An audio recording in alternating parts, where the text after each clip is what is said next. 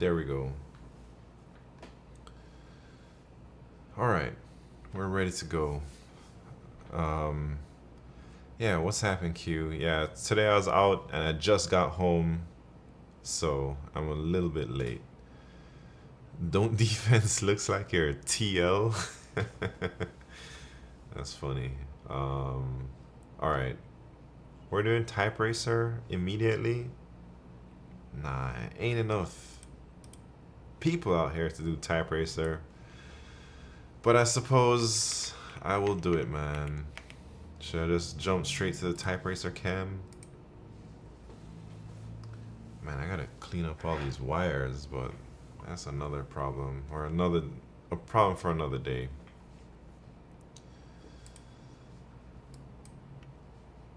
Nothing like an early type racer? Yeah, maybe for y'all, but the less people, the more chances there's only gonna be double digits in the type racer. Alright, let me send the type racer to this Discord, and then I'll send it to y'all, and then I'll send it to YouTube.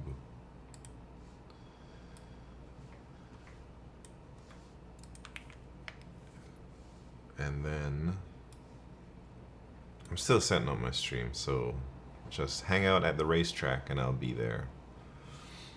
What else do we gotta do? What else? I gotta get my activity feed. I gotta get my YouTube chat. I gotta get my Twitch chat ready.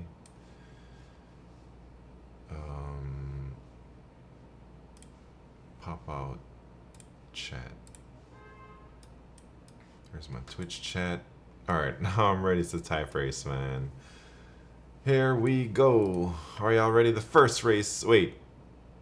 Should we make some bets or not? It's too early to bet. We'll just do this type racer for championship. Anyways, first race is the warm-up round. Second race is the championship round. Dang, that warm-up looks crazy. Alright, here we go. This is gonna be a wild first round. We'll probably get some crazy speeds.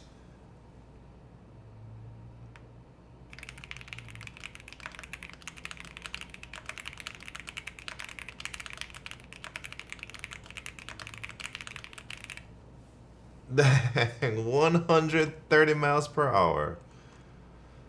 And they say they don't even believe me.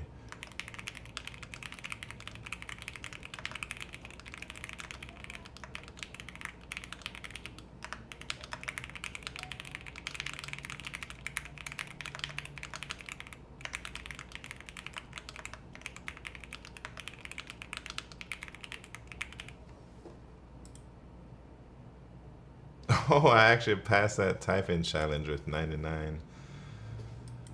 Interesting. Anyways, that was a warm-up round, man. It doesn't even count, really. Even though I think I got my best race ever just now in the warm-up round. 130 miles per hour. I've never gone that fast in my whole life. Too bad it doesn't count, man. Alright, championship round. Here we go.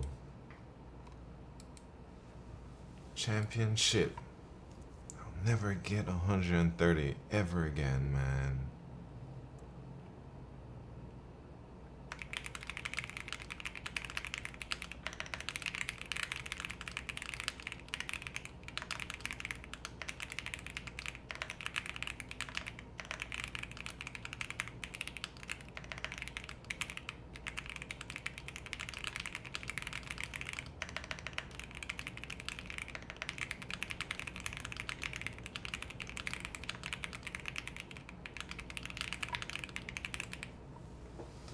Oh, Q with the 105.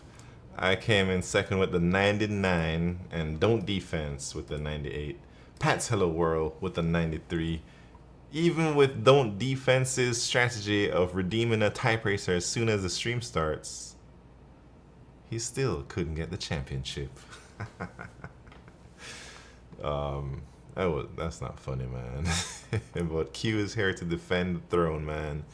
Q with the 105. Thank you very much, Q, for having at least triple digits for a champion. Let me put that up there on the board.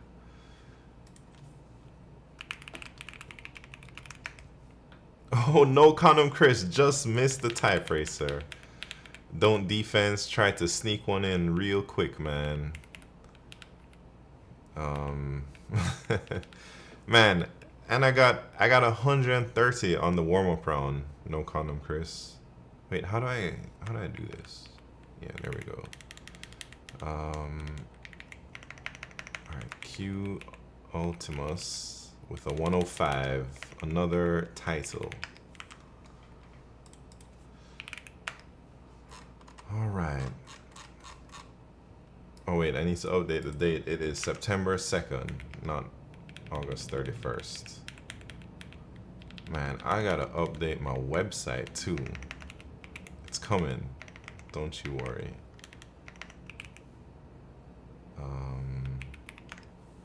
It's coming real soon, maybe. I don't know about soon, but it's coming eventually. All right, now what? Daily problem. Or should we talk about the contest over the weekend, man? Should we talk about... Well, I guess y'all already know if you're here over the weekend. But I got 2 ELO gains. I did the double contest. Stonks going way up, man.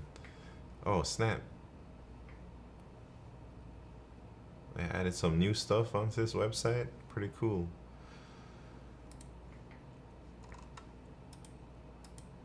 So, plus 29.58. And then I got like a plus 8 on the bi-weekly. So, I'm up to 2077, man. I still need like 100 more points to get Guardian. But I guess if I have like 2 crazy finishes in the next 2 contests, it's possible. But highly unlikely. Maybe, I don't know. Hopefully by the end of the year I can get Guardian. We'll see.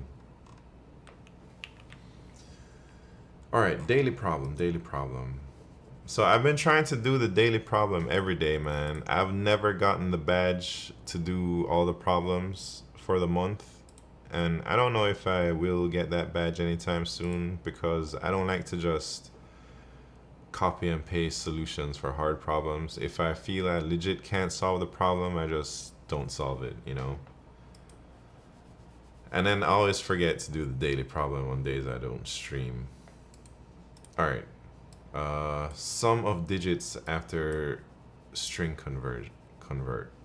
I already did this, it seems. Let me see when I did it. Dang, not too long ago. 5 months ago. You're given a string S containing lowercase English letters and an integer k. First, convert S into an integer by replacing each letter with its position in the alphabet. That is, replace A with 1, B with 2, Z with 26. Then, transform the integer by replacing it with the sum of its digits. Repeat the transformation operation k times in total. What? Okay, for example, zbacks and k equal to the resulting integer would be 8. So you convert zbacks 26 to 124 to the sum of its digits.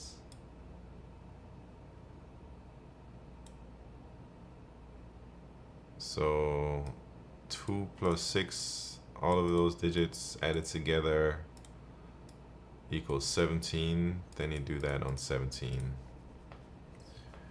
It's funnier this way? Gims, what's happening? What's funnier? What are you talking about, man? Alright. Wait, don't worry about it? Oh, what? It's funnier. Alright, here we go. So I guess let's do it k time. So the string, we gotta transform it into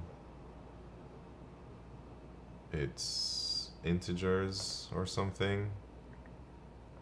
Oh, snap. I didn't. Come on, man. Gims, you gonna tell me don't worry about it? I can't believe you'd do that to me. Alright.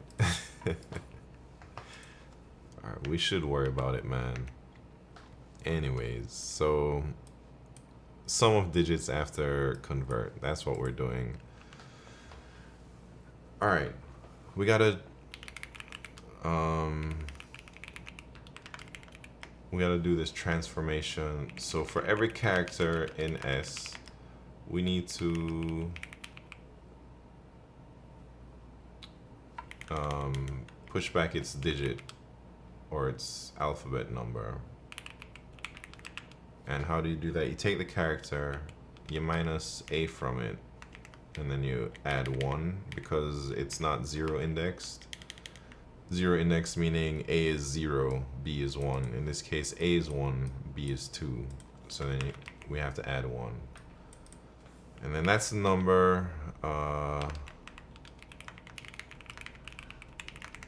Then this is going to be our first transform.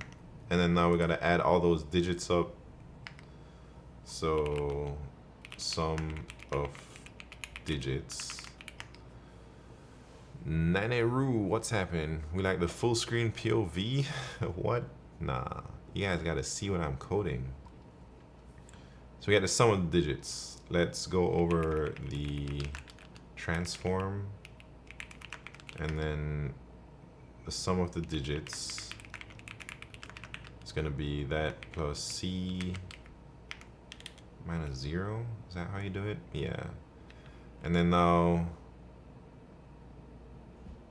S becomes the new string.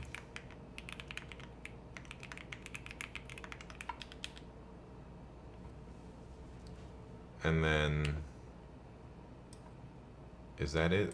Oh wait, maybe I should have this up there.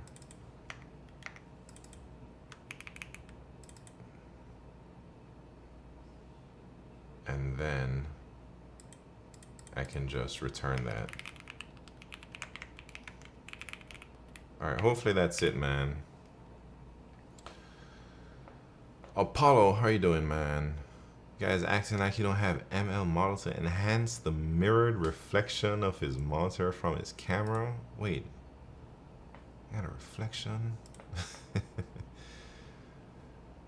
Maybe full screen cam and chroma key, the code on top? Man, that sounds too hard. Like a reverse green screen. What did I do wrong? Transform?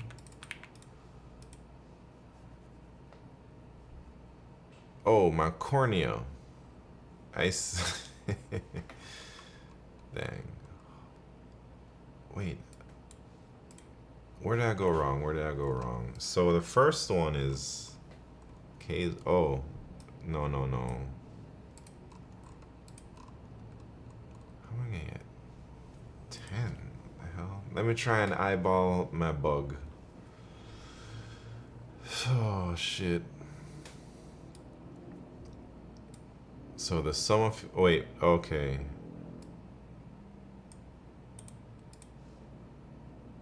No. Yeah. So these are the digits. And then we add all the digits up.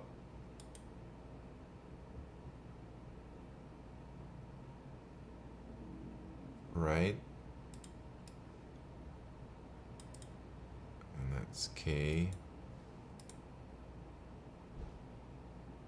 Anyways, I don't know where I'm going wrong. I gotta do some C out.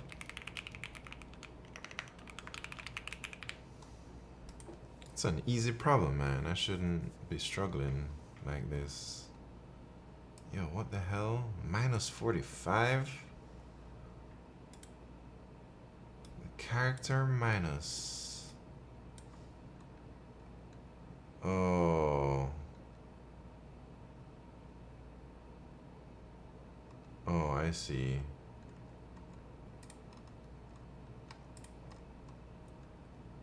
I see, I see. So then I gotta check like...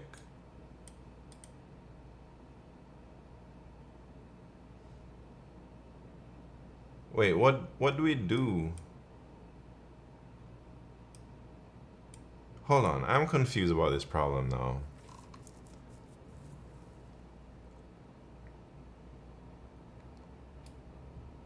So if it's, I guess, if it's a digit, so if is alpha, then we do this. Otherwise, if it's digit, is there a is digit? Then I just append it. I think that's what they're asking.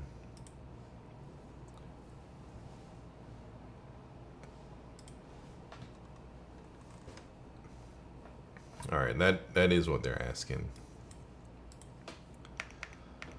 All right, should I paste my or share my solution? I don't know. I feel like I don't feel like my solution is anything crazy. I've only done a few LeetCode problems, but I did it in Python. Going back to the basics and doing it in C++ feels way better and less hacky than Python. What do you mean hacky? Python is, I mean, it's like a convenient language, so you don't have to do a bunch of other steps, you know. But I think I see what you're trying to say though. Should I go look at some solutions, see what some other people did? Let's see what Votrubak did.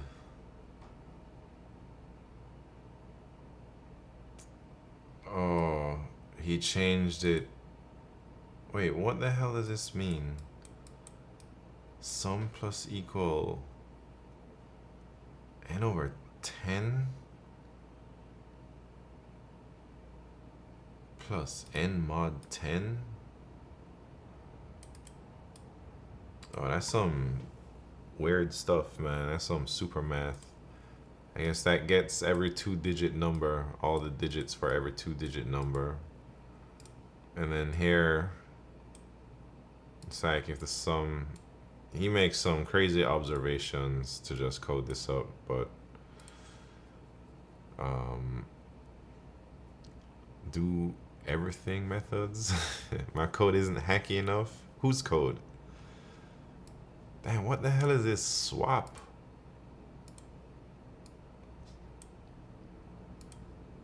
Anyways, Votrubak doing crazy stuff out there as usual. Well, Votrubak usually has like pretty solid solutions, I'd say. I usually understand what Votrubak is trying to do, except sometimes the syntax is a little bit funky, I think. Anyways, let's move on. We want Derek 2.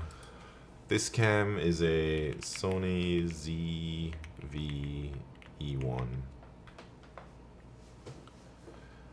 When I look at solutions page instead of just other ACs, what do you mean instead of just other ACs? I'm looking at the solutions page to look at very particular people's solutions, I'd say. So like A-Wise is somebody whose solution I'm always interested in looking at. Votrubak also. And I think those are the only two people who I look out for. Lee215 I look out for also, but in the opposite way. I look out for his solution so I don't click it.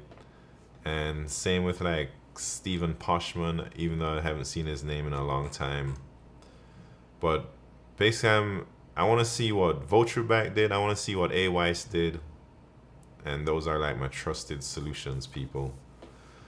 What keeps you motivated to grind even though you're where a lot of us want to be career-wise?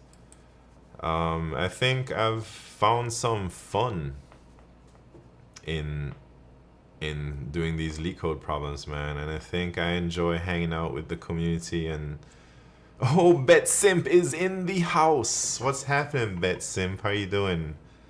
Glad to see you around, man. Sayo777, how you doing? Why do you initialize that string with empty string, don't have to do that.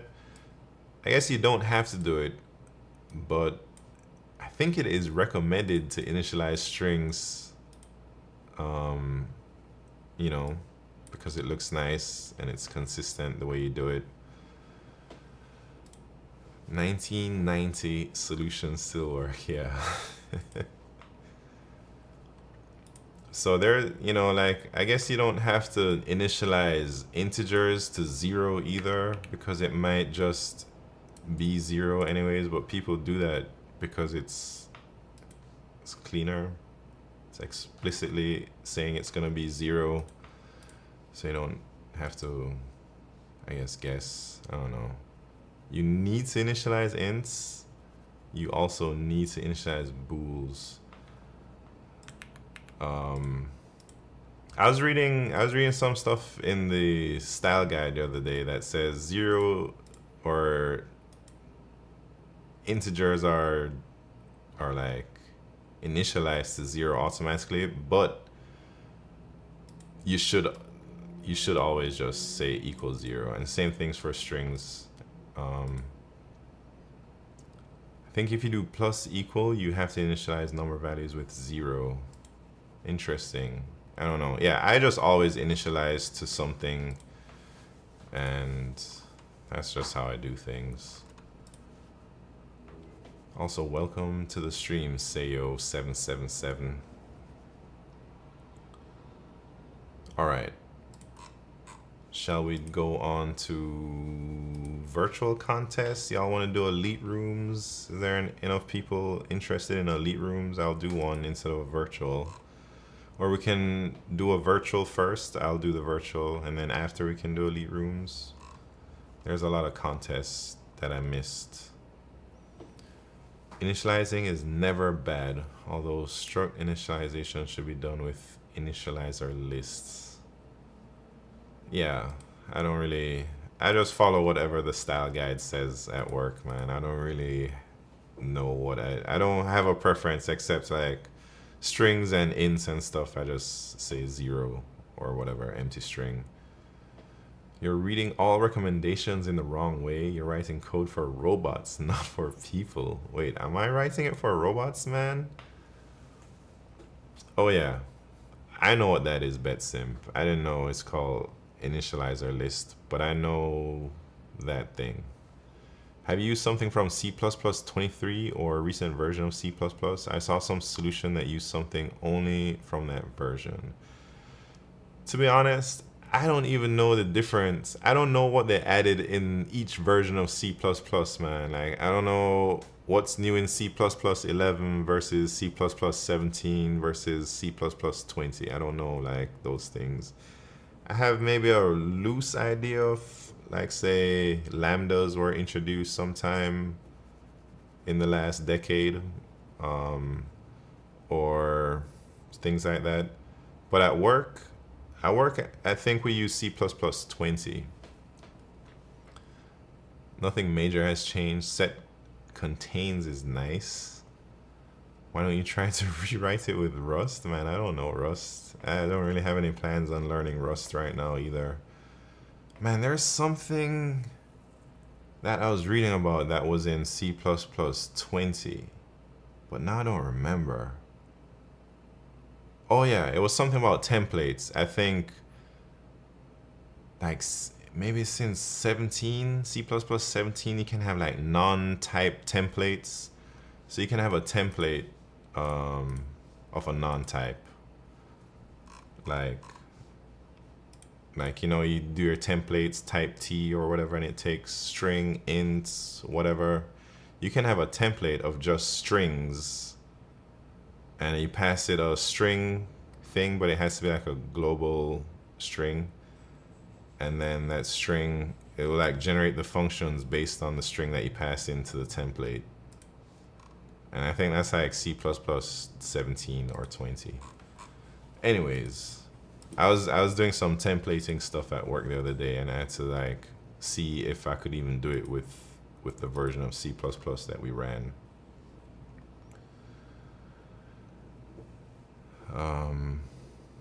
I do like views for range-based for loops for reversing when I don't need indexes. Views? Is that the for char in S type of thing that I don't know the right terminology, man. Man, where are my windows at? I just want to pull up. So Gims, are you talking like this type of loop where you don't need the index? Wait, views reverse? Wait, I don't even know anything about that, man. Interesting. Oh, usually, all right. I should try and remember that.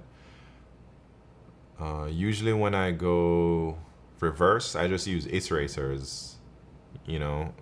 Oh, for LeetCode, you need to manually include ranges, though. I see. Yeah, if I need to go reverse, either I'll just use the indexes or I'll use the iterators and go from R begin to R end. All right. The code has not enough modern C++ sugar. Yeah, I don't know much about modern C++. Here we go, here we go. I need to find out which virtual contest. Asia C Mac in the house. How are you doing? What's poppin'? All right. How's your Labor Day long weekend? Anything fun? Just chilling. Today is Labor Day, right? Nice day off. All right. The last virtual I did was 400. So I guess I'll do 401. Wingstop today? Wait, for real? Nice. I haven't had Wingstop in a long time. I know you need unordered map for hash maps too. Mango habanero. Mango habanero is alright. I don't get that flavor that often though. I get hot lemon pepper, garlic parmesan. I guess sometimes I'll get like hickory smoked barbecue or whatever. And those are most of the flavors I get. Which one I say I was doing? 401. All right, virtual. You ever had banchan? Man, I've had banchan, but I wasn't impressed, man. Maybe it was just the location messed up my wings or whatever. But I live right next to a banchan. Maybe. I don't want to dox myself. Hopefully there is enough banchans out there. But anyways, I didn't really like it, man. I think I preferred Wingstop. I also thought banchan was super pricey, but I guess Wingstop is pricey. All right, y'all ready? Virtual contest. Here we go. I'm trying to get that Guardian badge. Find the child who has the ball after k seconds. You are given two positive integers, n and k. There are n children numbered from 0 to n-1 standing in a queue in order from left to right. Initially, child 0 holds the ball and the direction of passing the ball towards...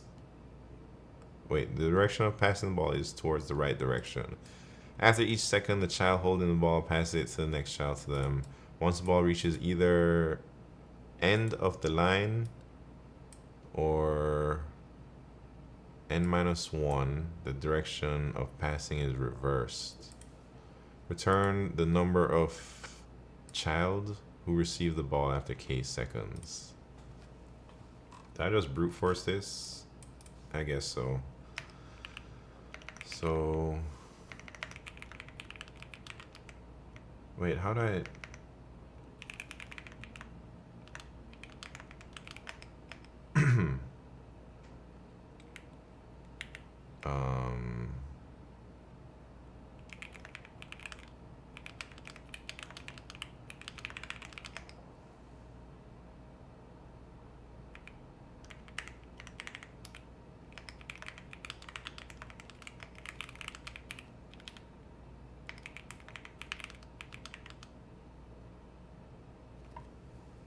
Wait. This is tough, man. This one isn't. All right, so 1, 2, 3.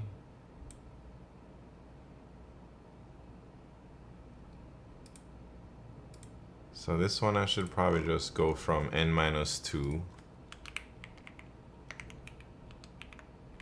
And then I don't go all the way to 0.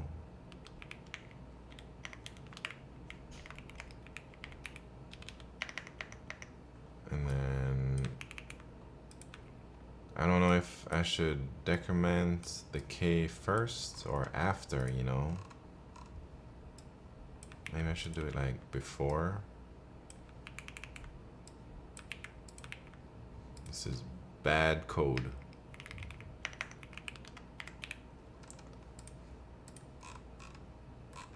One, two, two. Should I send that? Am I confident in my bootleg answer? I guess so. All right. Don't you make $1 million a year at Google? No, man, not even close. By the time it gets into my pockets, it's like a lot less than they told me, you know, after taxes and all that stuff. Find the nth value after k seconds. You're given two integers, n and k. Initially, you start with an array A of n integers where ai equal 1. For all indices in range... Wait, I read that wrong. Initially, you start with an array A of n integers where a equal 1 for all indices. After each second, you simultaneously update each element to be the sum of all its preceding elements plus the element itself. For example, after 1 second, A0 remains the same, A1 becomes so-and-so, prefix sum, blah, blah, blah. Return the value of A n minus 1 after k seconds. Since the answer may be very large, return it mod prime number. Icy Black Deep, what's happening? Suddenly my man has an opinion. The capital gains tax? Wait, what? What do you mean?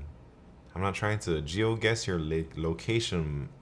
I'm in New York. I'm in New York. Man, what am I doing here? So many people solved it, so it must be easy. So do I just go n squared? Like... What's k? So we need after k seconds.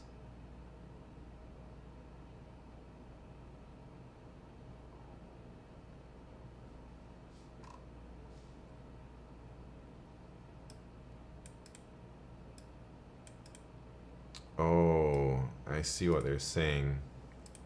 So after each second, I gotta do all that stuff. Like New York? What? New York City.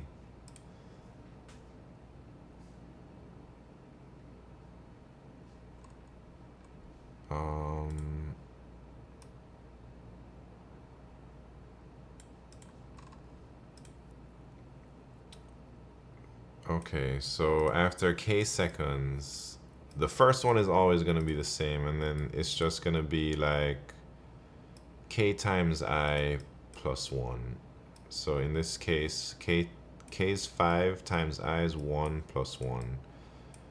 I is 2, so wait, k times 5. No. 2 times 5.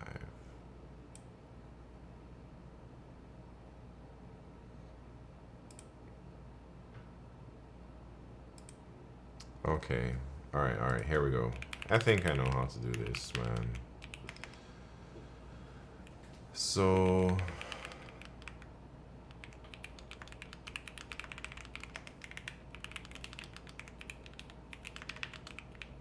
it's k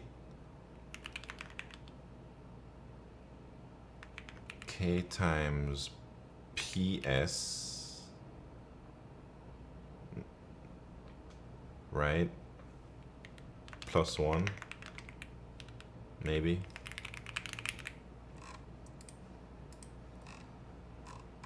54, 65. No, no, no. I ain't doing something right here, man. So that's 3. Yes. Case 3. So that's...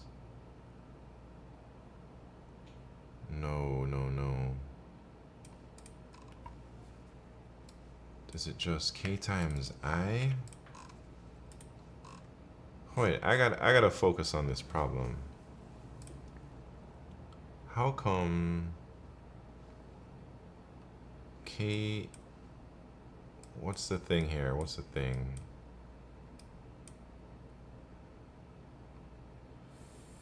Five and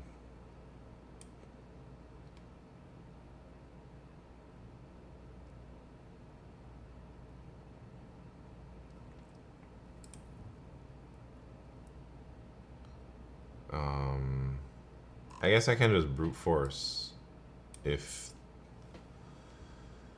Alright, maybe I'll do that, man. So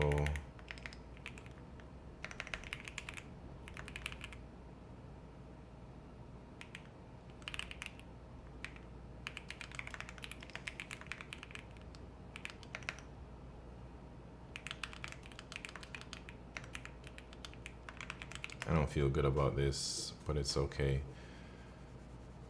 I wish I would have tried the food out there, but I was doing a long cross-country drive, so I didn't have time. Wait, drove through Texas. I see. Yeah, I haven't really had much Texan food.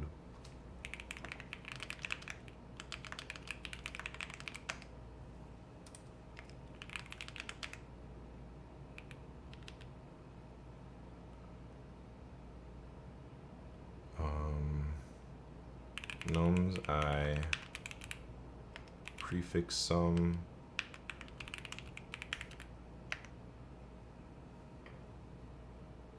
Is that what we're doing right now?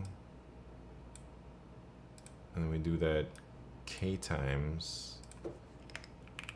And then we just...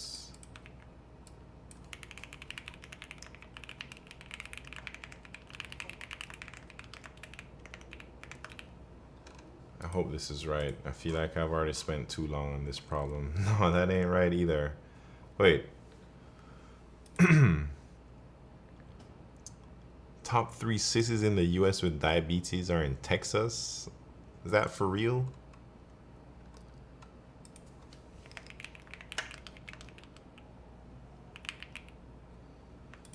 Man, I don't know what I'm doing right now. I feel a little bit embarrassed for all the trash code I'm writing.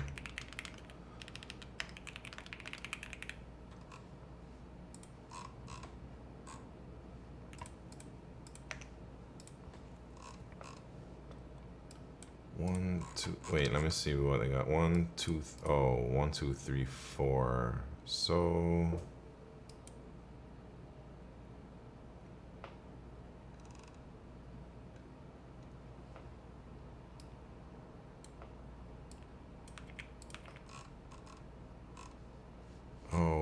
wait.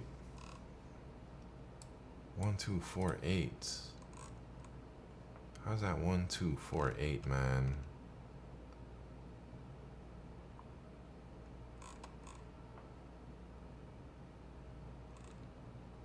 I am tripping right now. Prefix sum 1, 2, 4, 8.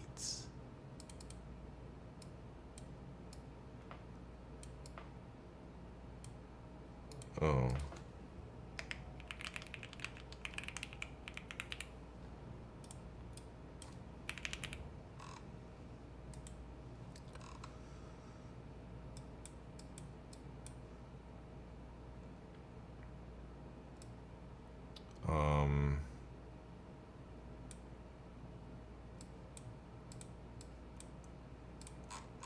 What am I doing wrong? 1, 6 something 56. So it goes up to there.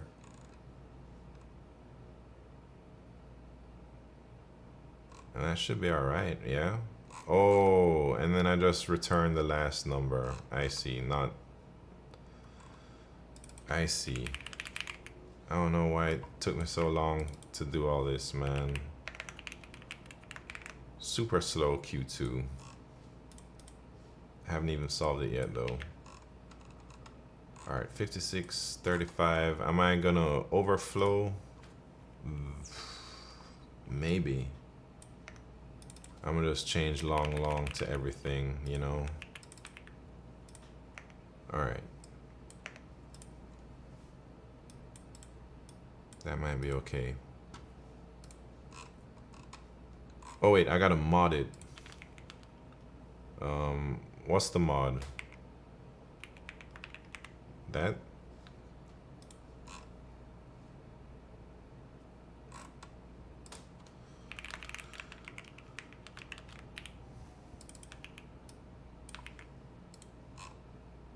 Alright, I'm gonna submit, man.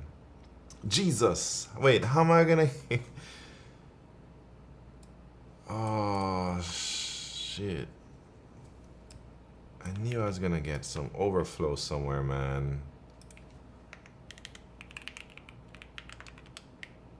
I don't know where it overflowed, but I'm guessing it's right here. Line 11. Yeah, maybe right there too. Alright, let's see if it overflows again. Alright, I'm gonna send that. Ugh, gross. If you code badly enough, can you crash the testing system? I don't know. I don't know if anyone's done that. Alright, here we go. Maximum total reward using operations, part 1. Lots of people saw this one also. You're given an integer array reward values of length n, representing the values of rewards. Initially, your total reward x is 0, and all indices are unmarked. You are allowed to perform the following operation any number of times. Choose an unmarked index I from the range 0 to n-1. If reward values I is greater than your current total reward x, then add reward values I to x and mark the index. Return an integer denoting the maximum total reward you can collect by performing the operations optimally. I don't know what they just asked. Madeline Patience in the house. What's happening? Excellent new setup. Thank you. I've been watching your YouTube vids. Oh no. Looks like you'll finally get that diamond in my channel. Oh man, thank you very much, Madeline. Have you been streaming recently? I don't know. I feel like I haven't really been on Twitch, but I haven't seen you out there maybe. Anyways, let me think. Jay Sayubi, thank you very much for that sub. Let me add your name up to the board.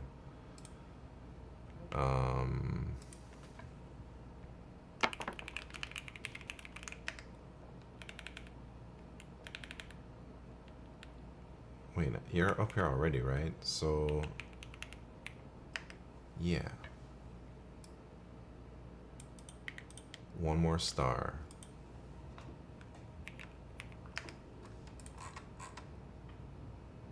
Alright, where's your name at, man? Right here. Extra, oh man, I just gave you a diamond instead of a star. My bad. Let me change that to a star. So it's 9734. Man, I'm gonna redo this website. I swear, before the end of this year, it's possible. All right, thank you very much, Jay Sayubi. I think I changed the wrong thing, but it's all good, man. Once in the past 6 months, I just moved across the country, so I've been busy. I see. Hoping to get back into it in the winter, though. Very nice. Yeah, I just moved too, but across the city, and I was out for like a month. All right, we're doing Q3. I have to figure out what they're trying to ask, though. Let me just look at the example. So here is the input. 1133. They say the answer is 4 because during the operations we can choose to mark the indices 0 and 2 in order, and the total reward will be 4, which is the maximum. Choose an unmarked index I if rewards value, if 0 or if 1 is greater than that.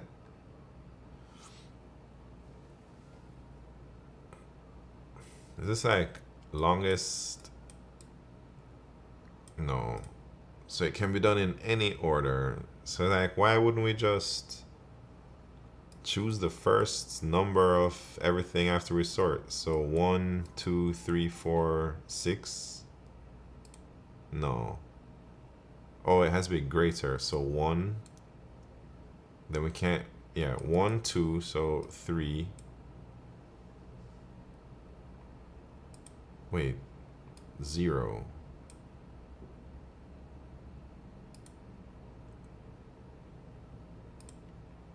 Oh man, let me think. So they say take the 1, and then you take the 4, and then you take the 6. Is it just gonna be a take it or leave it, man?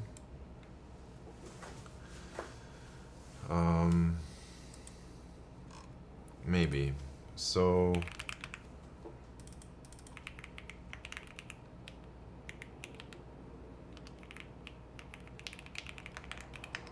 my goal is to complete the grind 169 by the time I graduate in less than 2 years. Anyone here like that list? Apollo. I don't know what that list is. Let me check it out. I've heard of it, but I don't really know. I'm making my own list one of these days, man. Everybody has their list. I feel like I should have my own list too. 150 hours.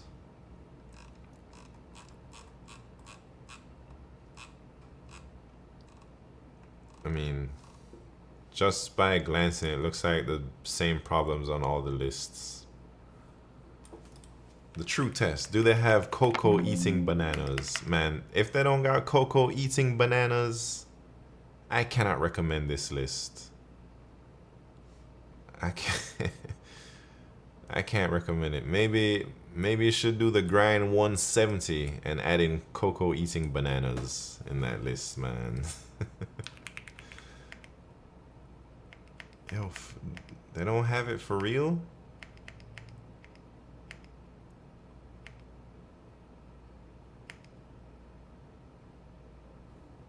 What order are they going in on this thing, man? We need a midnight 200, yeah. So, are they grouping weeks by topics? So week 1, week 2, week 3. So they're just giving you all easy problems. Like they hit you with the diamonds of a binary tree in week 3, and then when do you do more DFS or whatever that is? So they hit you with BFS on week 6.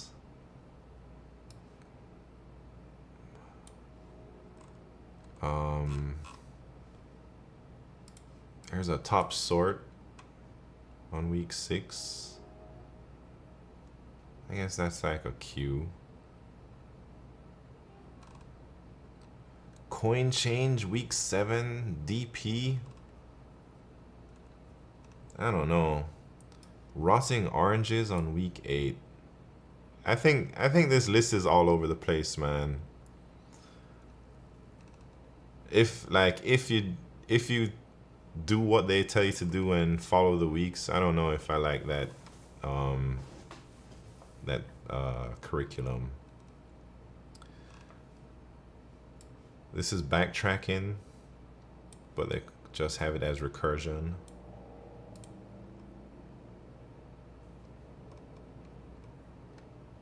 I've never done LRU cache, man. I know this is a super popular problem. Anyways, it's probably okay, man. Just hit all those problems. Basically going at my own pace, not really following weeks. Yeah, I probably wouldn't recommend following weeks too much. Do LRU cache right now? Man, I'm in the middle of a virtual contest. I should be focusing on that problem instead to see what my real ranking would have been. I don't know what the weeks are. I'm going off of this one.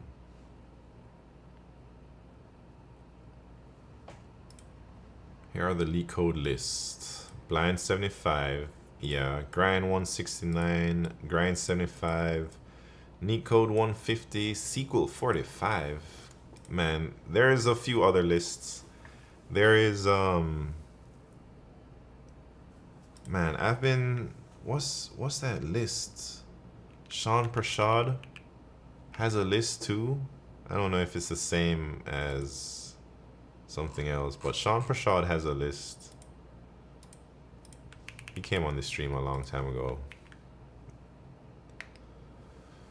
Walrus Operator, what's happening? In my opinion, the goal shouldn't be just to complete a bunch of LeetCode problems for the interview. The goal should be knowing the data structures and algorithms for the interview, and it shouldn't matter if knowing that takes you 2 problems or 2,000 problems.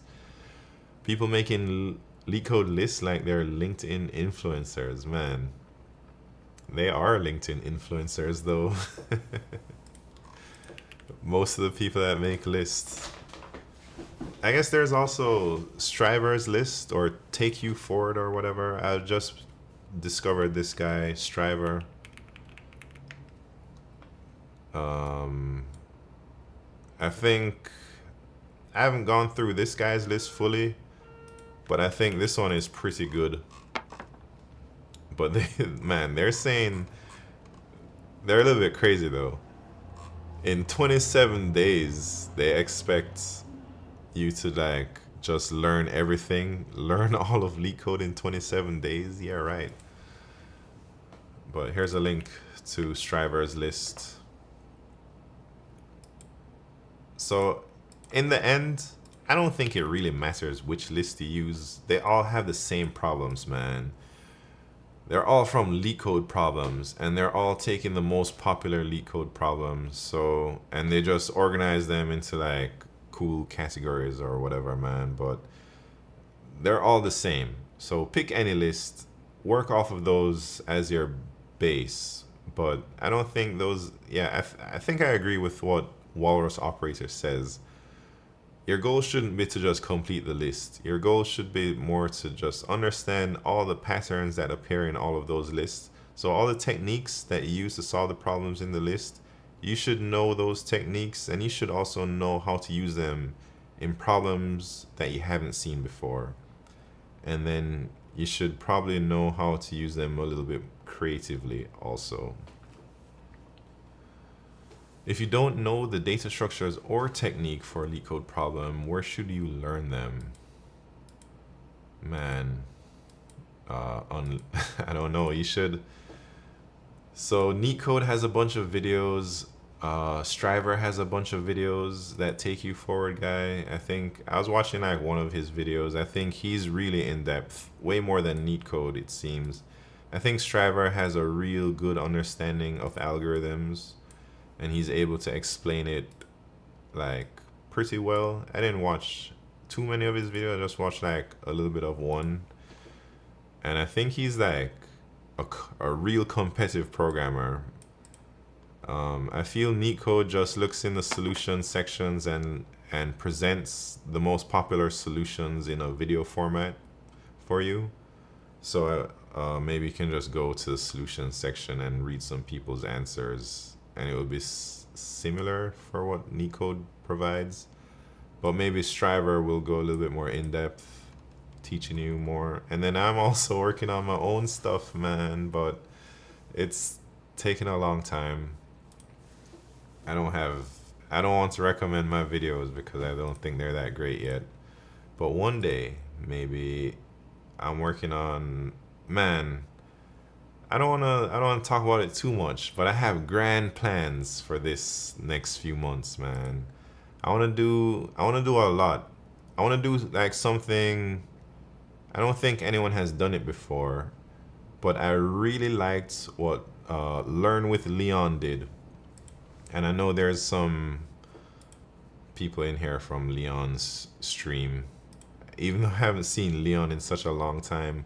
But Learn with Leon, he basically taught a live class. Like he taught a semester of software engineering on Twitch. And I would really like to do something like that. Yeah, the 100 devs. Learn with Leon 100 devs. So I want to do something similar for algorithms and have like a scheduled course and post the course online with all the dates for what we're going to be covering. Like say on October 1st, we're going to cover 2-pointers. October 3rd, sliding window or whatever. And then all the way up to cover everything in maybe 6, 7, 8 weeks. But it's going to be an intense thing. And there's a lot of planning I'd have to do. Ideally, I'd like to get it done before the end of the year, but I'm not sure if I'll have time. Because I'll need maybe like 2 months of free time. Like just to keep the stream on schedule. And then I need to prepare the course material and all of that stuff. So my goals for this may be Q1 2025. That would be sick, yeah. That's my dream, Q. Should go for it. Yeah, I am trying to go for it, man. Teachable lets you organize videos in a nice format and they give you a website to host it. Yeah, I don't know what Teachable is, but I'd rather kind of just do my own thing. Give you a real life diamond. Oh man, that sounds a little bit much. I'm trying to just do this for free. And I think I really admire what Learn with Leon did. He just gave all that education out there for free, and he organized this nice boot camp for the 100 devs. And I feel something similar for LeetCode might be useful. And I feel like I'm behind the game in the LeetCode influencer world. Like LeetCode got millions of views. Striver got 500,000 people. There are so many other LeetCode influencers on YouTube with like 300, 400, 500k subs. And I'm out here, I'm just entering the game. And I just feel so far behind, man. And I don't want to just copy what everyone else does, make a list and try and push my list and then sell some courses or sell premium for my list. I think I'd like to teach like a live boot camp where people can come to the stream, interact with each other. I'd like to be way more active in my Discord. Maybe once that teaching stuff goes on, like I'll actually read and respond to Discord and whatnot. It's a little ambitious, but we'll see how it goes. But Q1 2025, that's my goal. Leon changed my life for real. Support free education for all. Yeah, I saw that whole Leon thing. It was insane what he did. But you're well known as one of the most consistent LeetCoders. You have a unique story because of that. Lots would like to learn from you. Thank you very much. No condom, Chris. It's time for Type Racer, man. All right, I guess this time we can do a little bet. What should the bet be? Wait, let me start the prediction and then I'll read what Walrus Operator says. Let's just do simple bet. Well, not simple. Will I beat No Condom Chris with a 20 WPN handicap for me? That's the bet. Alright, Type Racer view. So Walrus Operator says, I don't know if there's a term for what I'm trying to describe, but I have noticed, wait, like 3 minutes? Wait, what? Oh, I see what you're saying. Sorry, let me reread.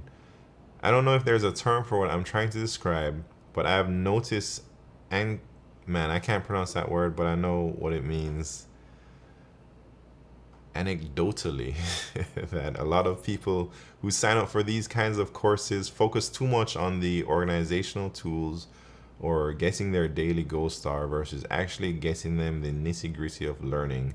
I've noticed that people want to feel like they're making progress versus actually making progress, if that makes any sense. Yeah. I mean, maybe that's just most people in general, not just people who sign up for courses, you know. All right, what are we doing? We're talking about type racing. I put the bet up there. You got a few more seconds to bet. Let me check the bets out.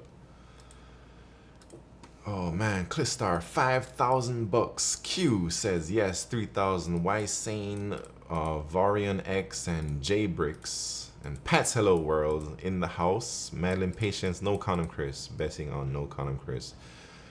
First race is the warm-up. Second race is the championship round. No Condom Chris says it's too hard, but I think it's just right, man. So here's a type racer. We'll do the warm-up. Let me send the type racer in Discord also. Man, all right, first warm-up round. Let's do it. Man, my virtual contest ranking is gonna be terrible. Right, here we go.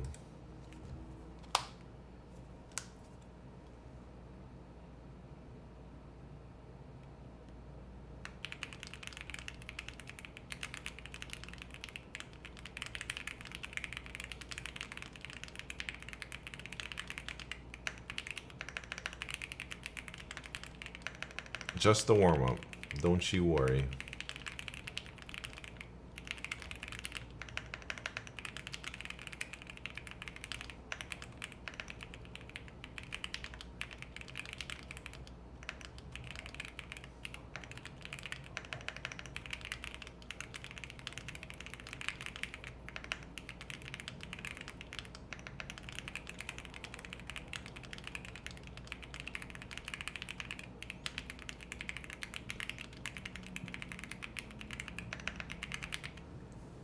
Anyway, that was a terrible round for me, but man, look at No Condom Chris, aka Six Pack Sexy, 117 miles per hour, don't defense with the 106 in the warm-up.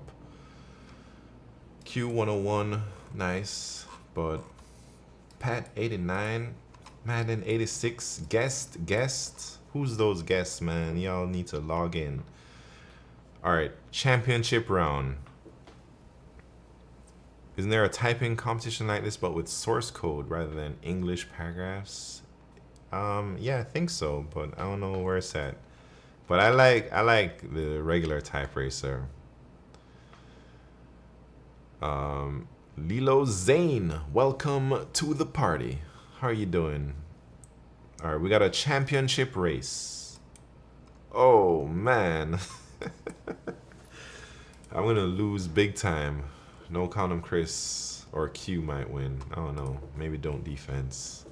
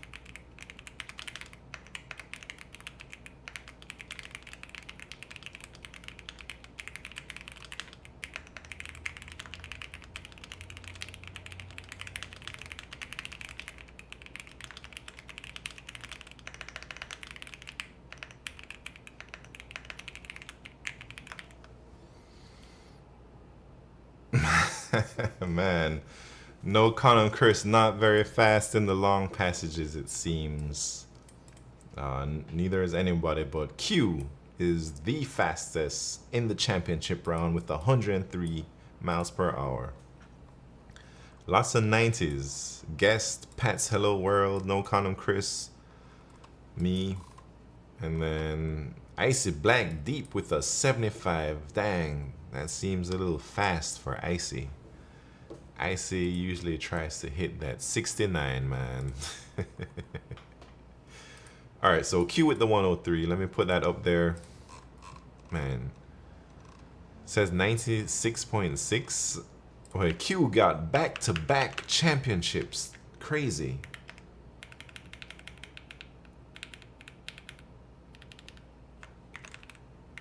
Back-to-back. Wait, 103? Very nice, Q. You beat a ton of fast people to get that one.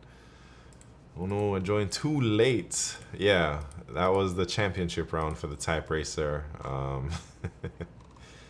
It's fun. I think type racing is one of my favorite things to do on stream. So, alright, the bet. Where's the bet at?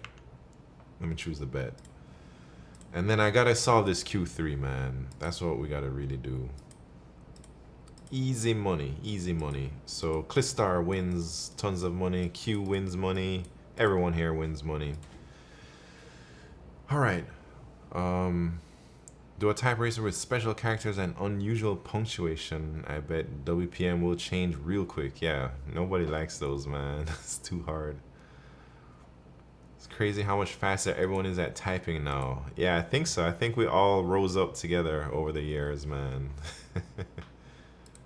Alright. Let me focus on this Q3 for a little bit. And then...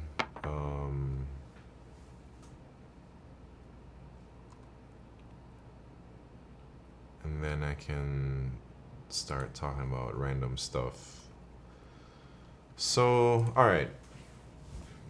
Unmarked index. So it's like we can only take it one. I think it's like take it or leave it, man. But then there's gonna be a lot of states because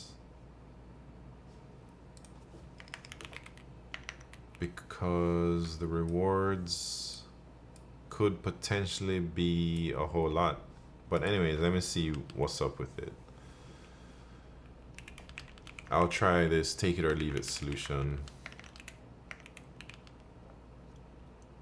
So maybe we want to pass in our index, and maybe we want to pass in our current reward, right? So if we go out of bounds, then we can't get any more money or any more rewards.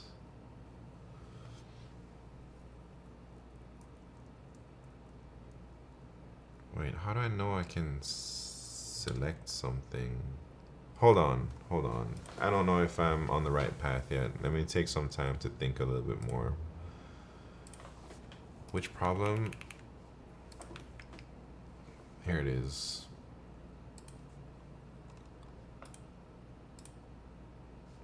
All right, let me look at example 2, and then I need to really science this out because I don't want any more wrong submissions, man.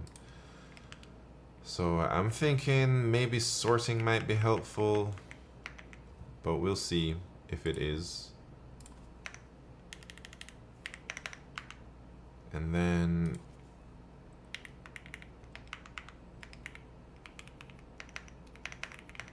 rewards is, so we start at 0 and it's saying we can take, well, the answer is 11 because we take 1, 4, and 6. Take 1. If we took 2, we have 3 rewards, and then we can only take a reward if it's greater than your total. So that means if we took these 2,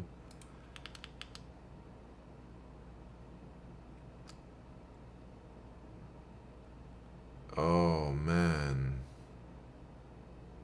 it's a binary search house robbers, man.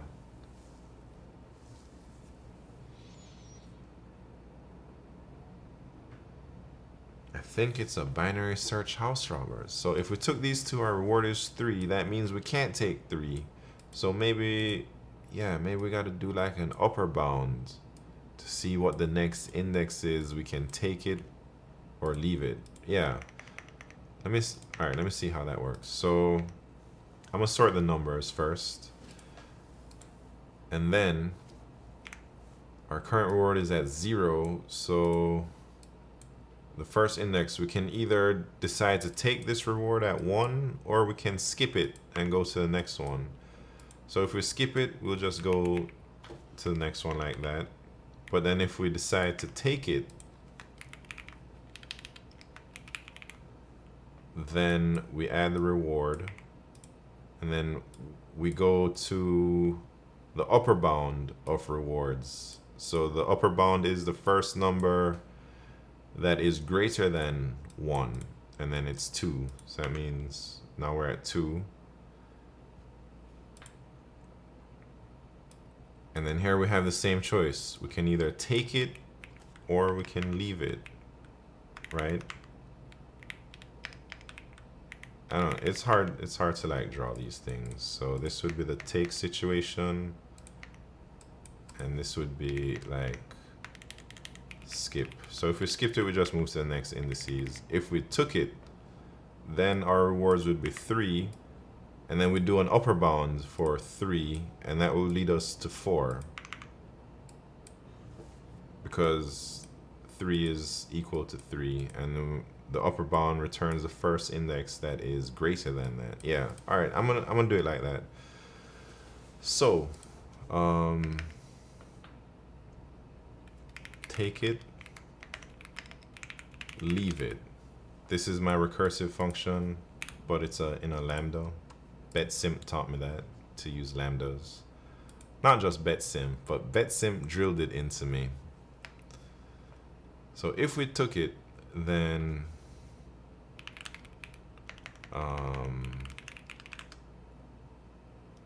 it's gonna be rewards I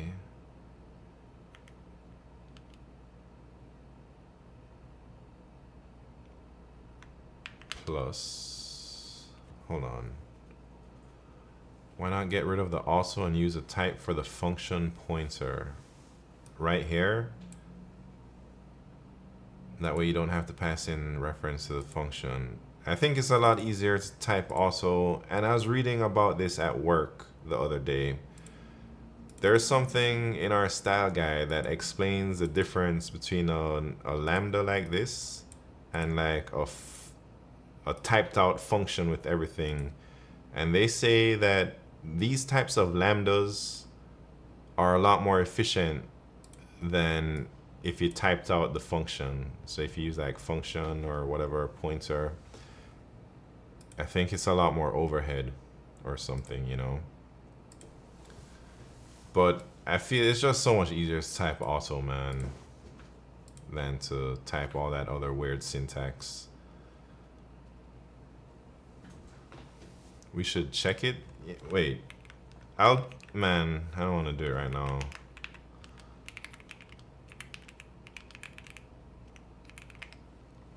But I will. Do they have lambdas in here?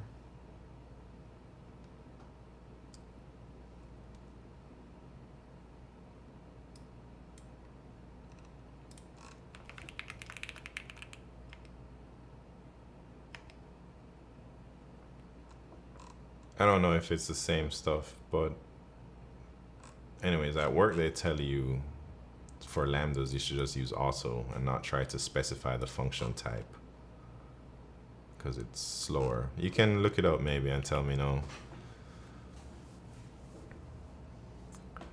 You need to actually know the type the function is going to be if you don't use also. Who wants to figure that out? Yeah. Who wants that, man? Anyways, I forgot what I was doing. So I'm trying to like take this. So our target, if we took it, is just going to be current plus rewards I, right? So and this is just gonna be this DP, and which index do we go to? I don't know yet. So let me think. Upper bounds on, oh, I have to sort rewards.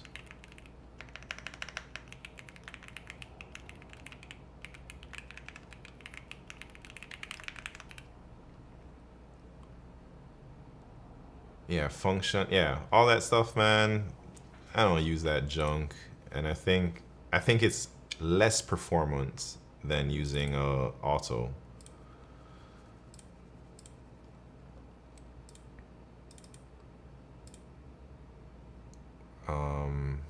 Wait, Q, if you're like researching it and you found a good link, please link it in chat so we can check it out. But don't feel pressured, so if you didn't like research it, man, you can just chill. What was I doing? Plus I. So I'm looking for my target in the upper bound, and then we can be like,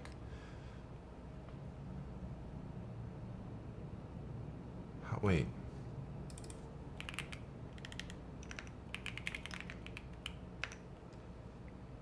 This could just be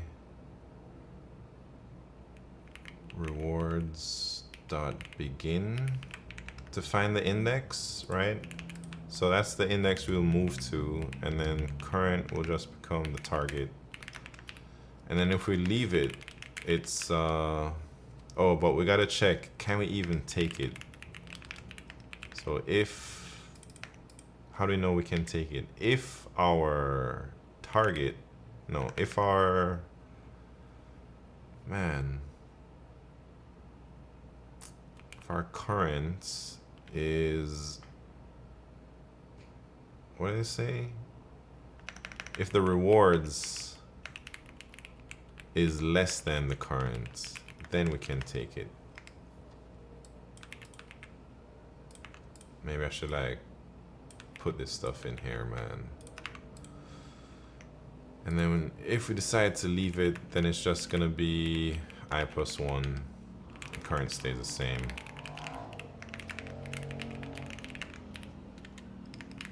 And then I gotta cache that. So I suppose just on the index, I don't think we gotta, oh man, maybe on both the index and this thing. Function does have some overhead, I think. It's not really a native type, otherwise it's like, I don't know. Yeah, function pointer syntax is super weird. All right, how am I just gonna do this on current and I, or can I just do it on I? I'm not too sure, TBH. I think I need the current, man. But, all right, what's 2000 times 2000? Wait, 2000 is the maximum reward value. So I guess we only needed up to 2000 then. So yeah. Let's say this is gonna be cache of size n. And then I guess I'll just do 2001. 2002. And if we have that in our cache, so it's I and then current. If we've seen this, we should return it. If not, we should continue. And then we set that. Hopefully this is right, man. No. 0. What the hell?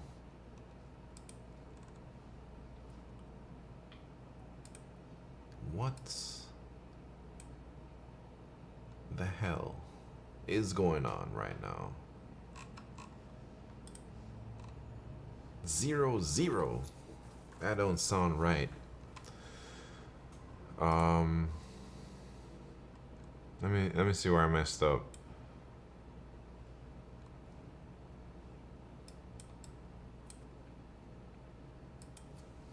Should I just remove my cache just to see? All right, so then, oh wait, I didn't, no, I did call it. If it goes out of bounds, then what's going on?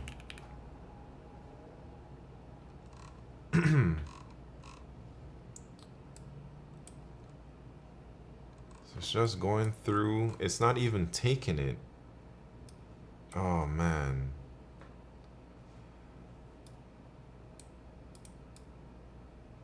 I have this the wrong way. So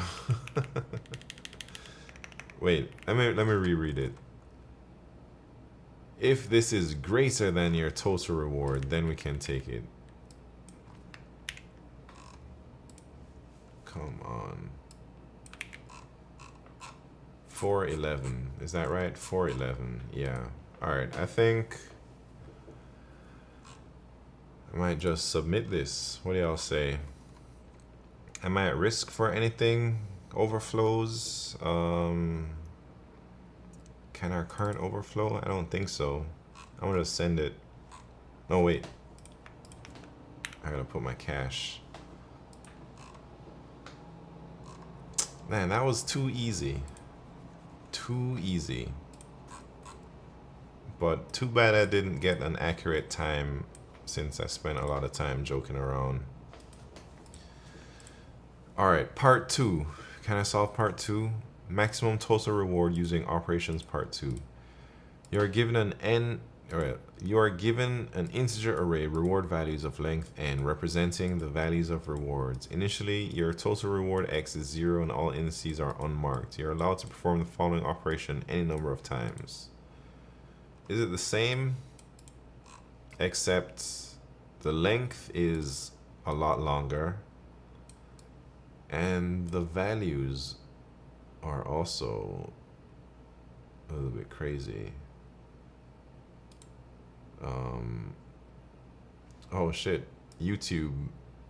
Benizer, can you link the website? I don't remember what I was talking about 30 minutes ago. I just saw this message, my bad. So, I don't know if I can do part 2, man. Because my DP solution won't work. Since this could be, that means I'd have like 50,000 by 50,000, which is gonna TLE.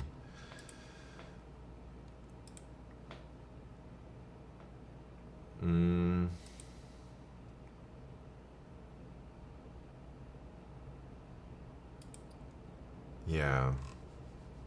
I don't think I'll even attempt it, man. I think I'm maxed out. Maybe I should just read the solution for this.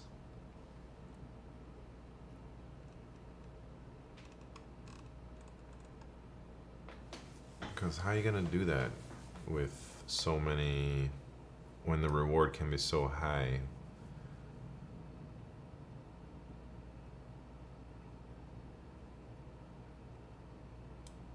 Alright, what's the strategy? We want to take as many rewards as possible. But you gotta take them in a certain order.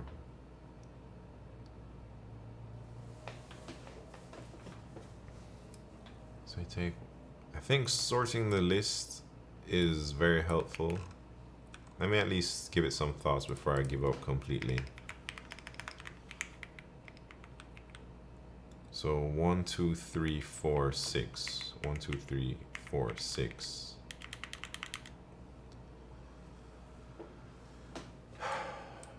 We need like a n log n solution here, I feel.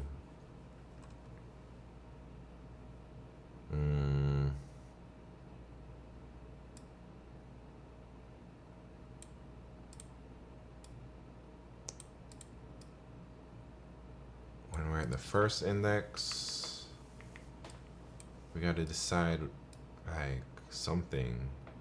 If we took it, and then you take this,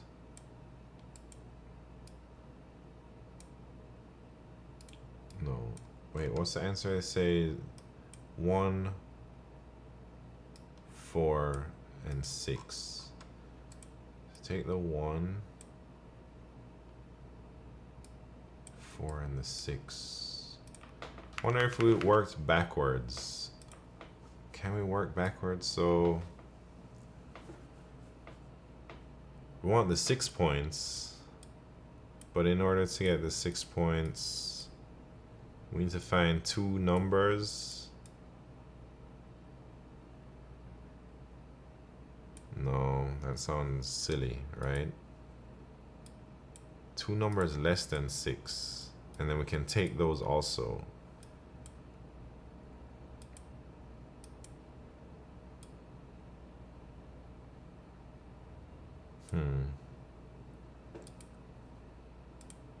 And then we'll find like 1 and 4. I don't know. It's too hard, too hard. I'm gonna just peek at solutions, man. I don't think, especially like only 200 people solved it. I think that's way beyond my abilities, man. Quadratic DP? Bit set?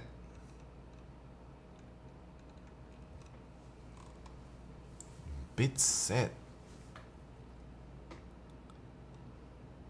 What is a bit set trick?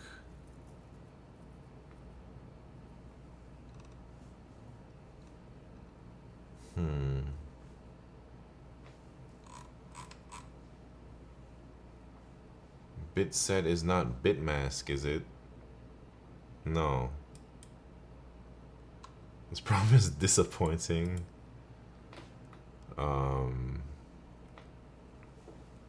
Way to be Tilly is to realize that the largest value must always be picked. Well, I think I was onto that, but I wasn't very confident in my reasoning. This reduces computations as we do not go beyond the largest value.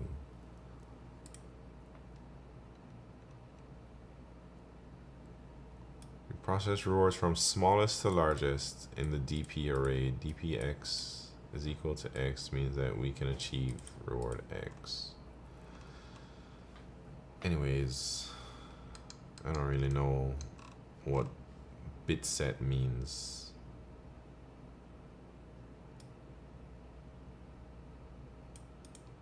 It's a bit mask? Oh, but with... I don't even know, man.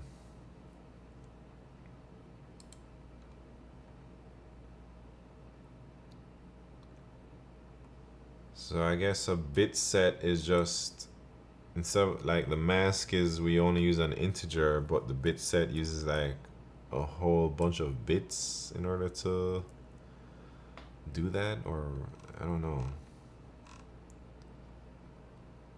Anyways, that's it. That's all, man. Forget this contest, this virtual contest. That was virtual contest 401.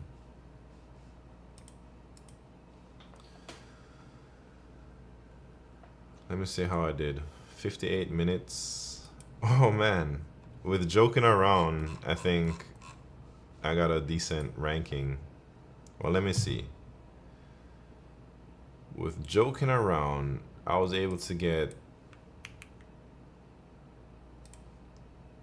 2,500. Maz Conrad, what's happening? Pseudo Mateo, how you doing? Thanks for hanging out late at night. Yeah, it's not super late. It's almost 11 p.m. where I'm from.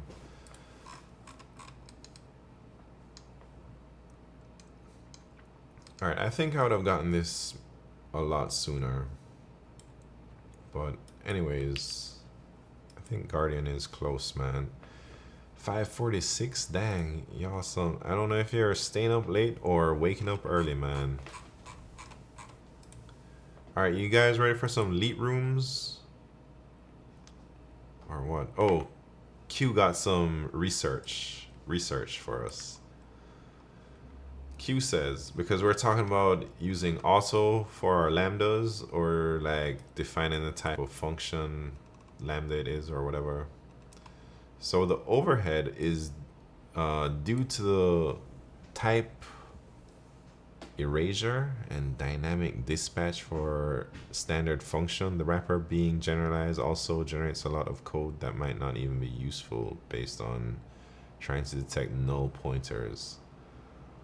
So I agree, also is better because the lambdas act as a type of functor objects. Yeah, I don't know why the also is better, but I read it in like our style guide at work to use also because it is more performant.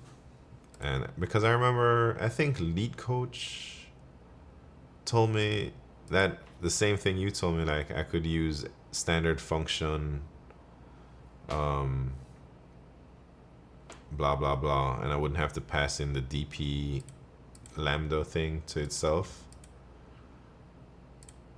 But I don't like doing that, man. I also saw some suggestion that it's also a lot easier for the compiler to figure out it can inline a lambda. Yeah, interesting. Nice to know that y'all went and searched up the details. Y'all ready for LeetRooms, right? Where are we at? How do you make a LeetRooms again? Oh yeah, right here. Create a room. Pankaj in the house. What's happening, Pankaj? Oh, also, thank you very much for all the follows for the last half an hour. 5 Peaks, thank you very much for the follow. Julie Casablancas, thank you very much for the follow. Ceremony Z, thank you very much for the follow. And Not Yangs, thank you very much. Welcome to the party. All right, dang, I didn't place my code. So LeetRooms. Let me pin that message.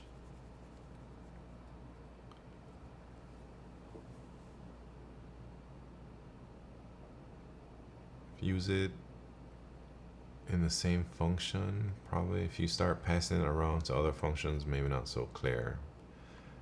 Yeah, you guys lost me. I don't know too much about all that in-depth C++ stuff, but I feel I'm learning so much about C++ on the job, man. Every few weeks, I learn something new. On-campus placements are going on. They're asking questions on aptitude and DSA. Pankaj, you should be really decent at DSA now. I feel like you've been studying with me for years, man. You must be at least better than average than your classmates, you know?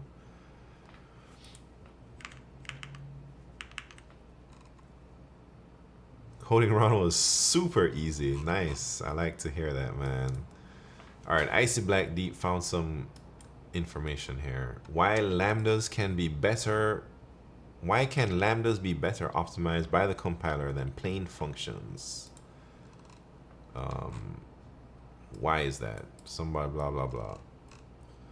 The reason is that lambdas are function objects, so passing them to a function template will instantiate a new function specifically for that object. The compiler can thus trivially inline the lambda call.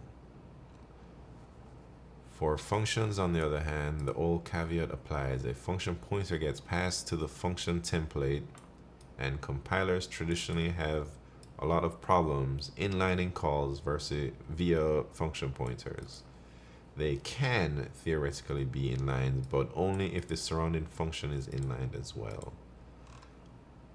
I don't know what that means, man, but it's beyond my abilities. Reason Simon stream? No, reason is because you work hard, Pankaj. I just provide a place for y'all to come and hang out while you work hard. C++ has a lot to learn, but it's solid CS knowledge once you do it. It's a great language to have in the toolbox. I agree. I'm Motive. What's happened? Probably inlining? Man, I don't even, I want to be honest. I don't really know what inline means. I should know. I have a loose idea of what it means, but I'm not fully sure I know what it means, you know. Jay Sayubi, thank you very much for that hydrate. Oh, Raxo Sabe is in the house, man. I haven't even started these problems and he's already solving some. Alright, so in this rooms, we got 4 problems. This is LeetRooms allows us to play LeetCode. Play LeetCode like it's some type of game, man. So it creates like this mini virtual contest with 4 questions and everyone can join once you have the room code and once you download the LeetRooms extension made by Flumsy, who is a very distinguished member of the community. So you download LeetRooms from LeetRooms.com, only works for Chrome, and you sign up with Twitch and then you enter the room code. It's like getting all your ducks in a row. What? Man, that swig sounded like a commercial. Willie John 2003, welcome to the party. I don't know why I'm showing twosome, but this is the actual problem. It works with Chrome Edge. What are you talking about, man? Oh, Q is trying to teach me about what inline means. Inline, but it's not just inline functions, man, because people be saying inline everything, like inline this, inline vector. I think I know what an inline vector is. I use them all the time, I'm not gonna lie. Alright, let's read a little bit. Chromium-based edge, the current edge. Interesting. The inline keyword suggests that the compiler substitute the code within the function definition in place of each call to that function.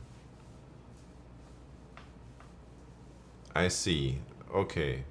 So what the hell is an inline vector, man?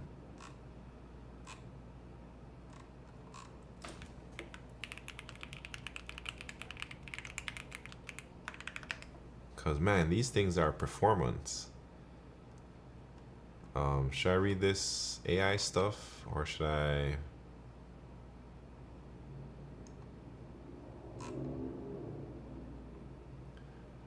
Jordan Paul KS, what's happened?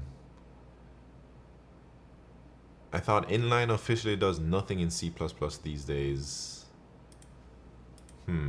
Oh, Brett is in the house. What's happening, Brett? Saw sign for a training center. Yes, this is the Algorithms Training Center, and you are the professor here, man. Welcome to your class. In C++, the inline keyword does not always inline anything. It's implementation dependent if something is inlined or not. Contiguous vector values inline at one location. I thought vectors were contiguous, but so I don't know. So at work, there's this third-party library that we use, Absol, and I guess it has a bunch of nice things that we use. Vectors are always contiguous. Yeah, so Absol has this thing called an inline vector.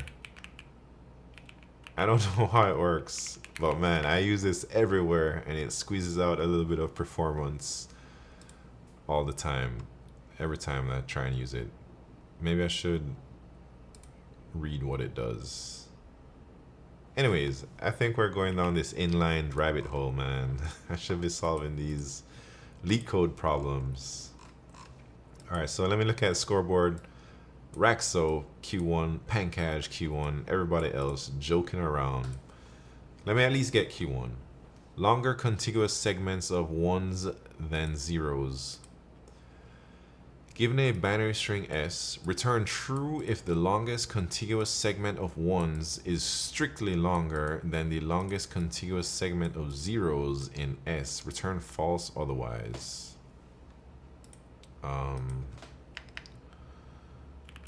I guess I'll just create a new function, get the streak. So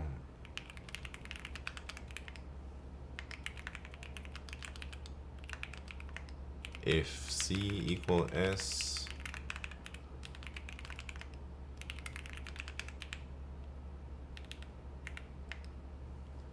and then let me make this a little smaller.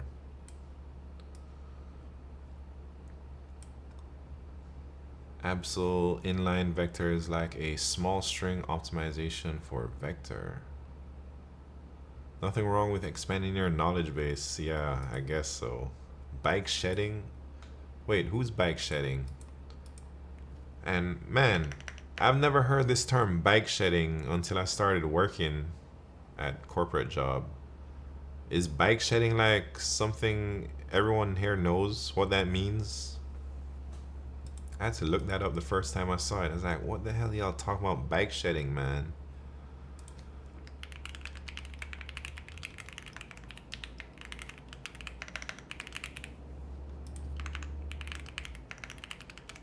Alright, so I just have to return get streak.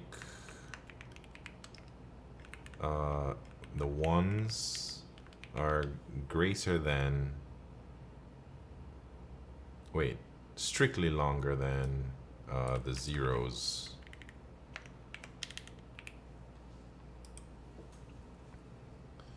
Are you doing another LeetRoom after? Perhaps, perhaps. Wait, what the hell did I type? C equals C?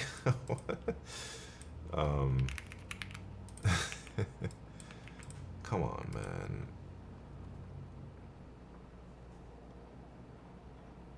I'm a new to all these terms.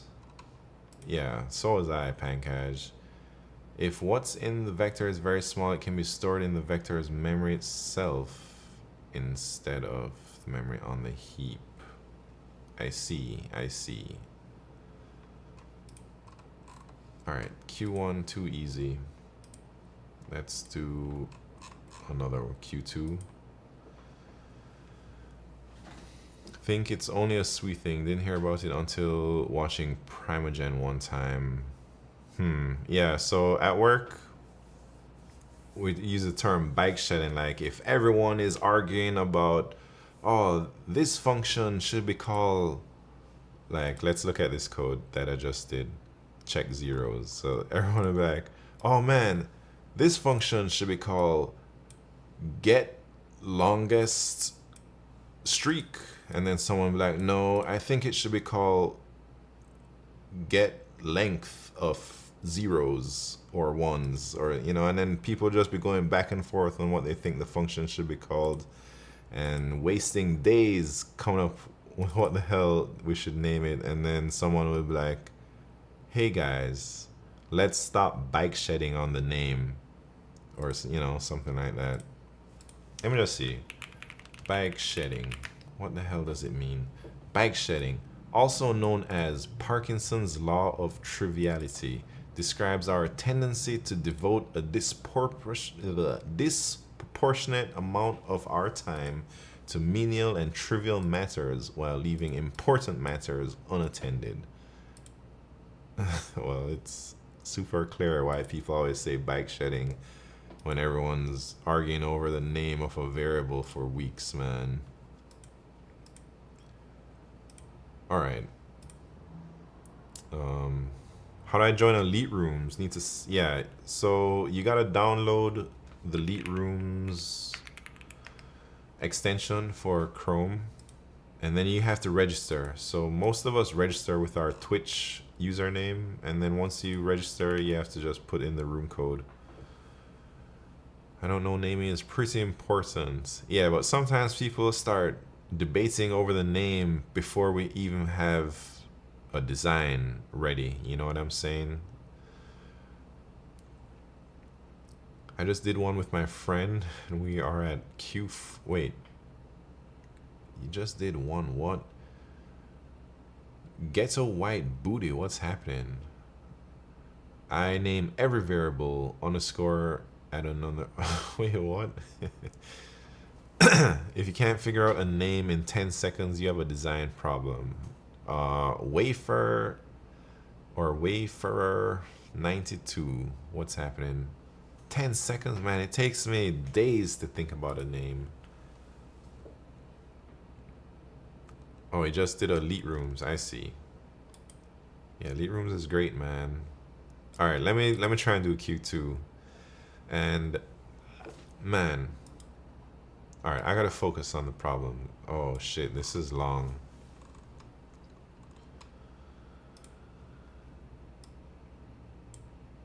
Let me read Q3. I don't know if I want to read all that right now. Oh no, linked lists. Man, maybe I should be focusing on hard problems these days. Let me see what's up with Q4. Oh, Brett, the professor, is telling us what inline means. Inlined means stack allocated inside the vector object instead of on the heap. Yeah, Icy Black Deep told me that just a few moments ago, but I think I understand what it means. I should have probably known that by now because I've been using inline vectors for over a year at work, man, and I just don't really read about them. I just know they're more performant than regular vectors in most cases, and I should look at how they work under the hood. It is a regular vector.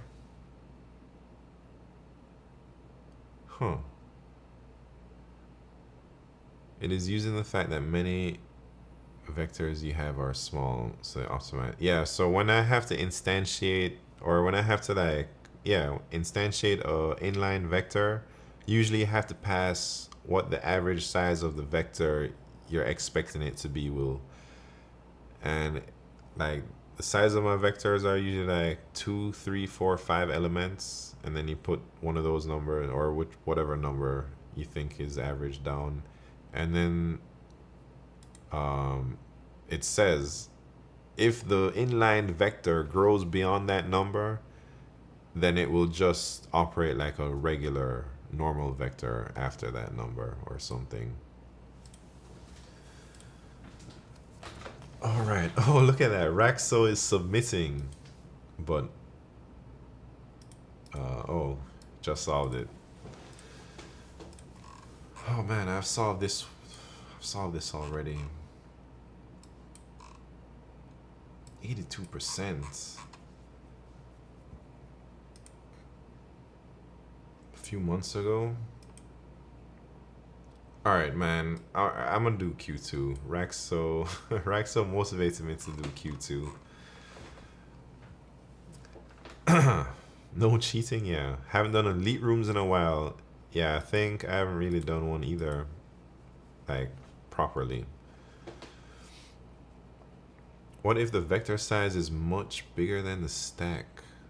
Don't know. Ironic how vectors being resizable also still leads them to being small. What? All right, let me read this long ass problem. Exclusive time of functions. On a single threaded CPU, we execute a program containing n functions. Each function has a unique ID between 0 and n-1. Function calls are stored in a call stack. When a function call starts, its ID is pushed onto the stack, and when a function call ends, its ID is popped off the stack. The function whose ID is at the top of the stack is the current function being executed. Each time a function starts or ends, we write a log with the ID, whether it started or ended, and the timestamp. You're given a list logs where logs I represents the ith log message formatted as string, function ID, start or end, and timestamp. For example, 0 start 3 means a function call with function ID 0 started at the beginning of timestamp 3, and 1 and 2 means that a function call with function ID 1 ended at the timestamp of 2. Note that a function can be called multiple times, possibly recursively. A function's exclusive time is the sum of execution times for all function calls in the program. For example, if a function is called twice, one call executing for 2 time units and another call executing for 1 time unit, the function time or the exclusive time is 2 plus 1 equals 3. Return the exclusive time of each function in an array where the value at the ith index represents the exclusive time for a function with ID I. Alright. Danny Cloud, how you doing? Am I still at Google? Yeah, I'm still here. I plan to be here also for the next few years. Unless something crazy happens, you know. But I really enjoy the team I'm on. I think I enjoy the work I do for now. And I enjoy everything else about the job. So I don't think I'll be trying to leave or anything, you know. I'd rather stay somewhere where I'm happy than roll the dice for more money to like maybe end up in a worse situation than I'm in right now.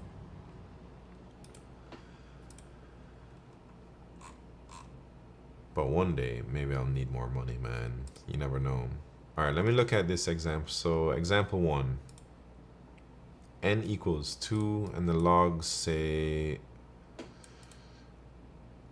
function 0 starts at 0, function 1 starts at 2, so then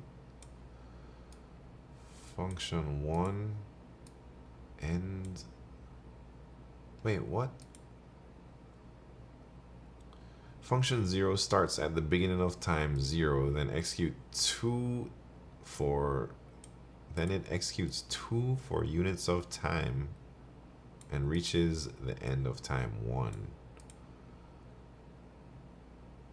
What? Oh wait, I misread it. What team am I on?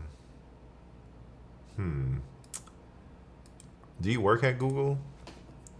Like, or are you just curious like what my team does? But I'm in Core, Google Core. That's not my team, that's my org, or PA, that's my product area.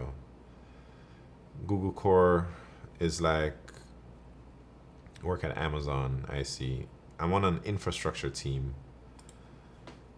So we do privacy and policy infrastructure for the company. And it's mainly a C++ job. But sometimes I have to do Java, sometimes I have to do Go, but our core offerings are in C++. Alright, so function 0 starts at 0. Oh, these are in order. I'm not locked in for LeetRooms, man. It is, I know. It is what it is. Big fan of Go, not the easiest for LeetCode though. Man, I am not a big fan of Go. I'd say that probably has to do with that I'm used to C++, and I feel every time I try and code in Go, everything is different. And I'm not just talking about syntax. I'm talking about like the whole coding philosophy is different. The rules of what you're supposed to do, or what, like, I guess our style guide is the complete opposite of what the C++ style guide is. And even the designs are not compatible. So a lot of times we have C++ things, like C++ libraries that we gotta offer like Go natively. And I can't just translate my C++ code to Go just like that. Sometimes it requires a whole new redesign for the same functionality, you know. So that's why I'm not too fond of Go. I think it's like a little bit weird. I use Go full time at work, so I get what you mean. Interesting. I knew a person ace Microsoft senior interview with Golang, so don't back up. Int X int drives me crazy. Yeah.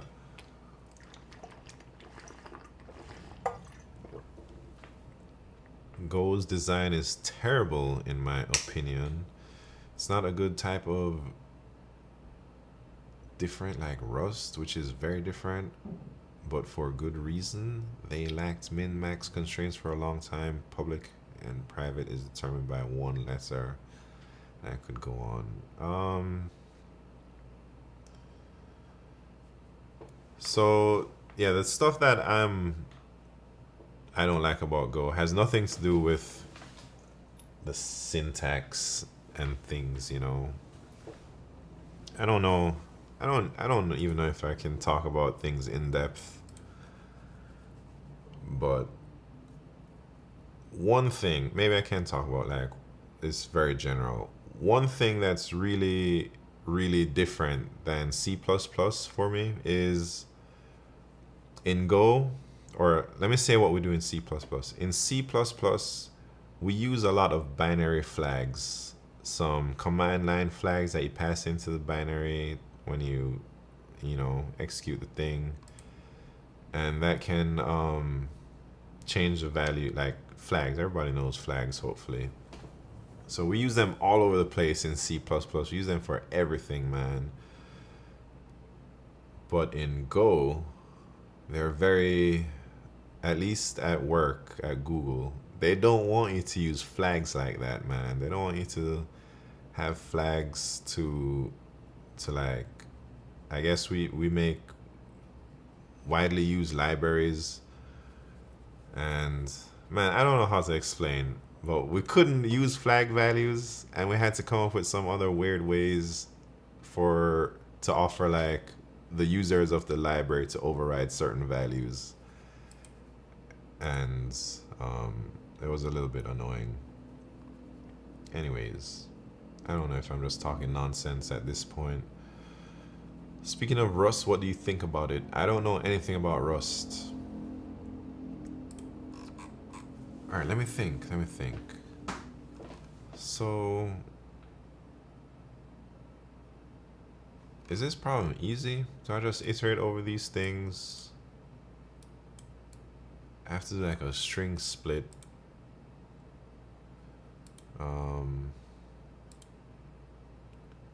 Go is for launching rockets. C++ is for building platforms. What? Launching rockets? I guess so. I don't know. Anyways, I'm gonna try and solve this problem.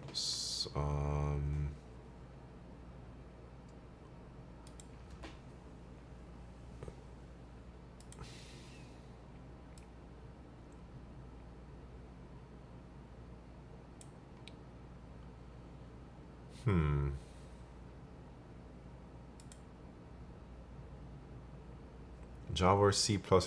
Man, I code in C++, man. Of course I'm gonna pick C++.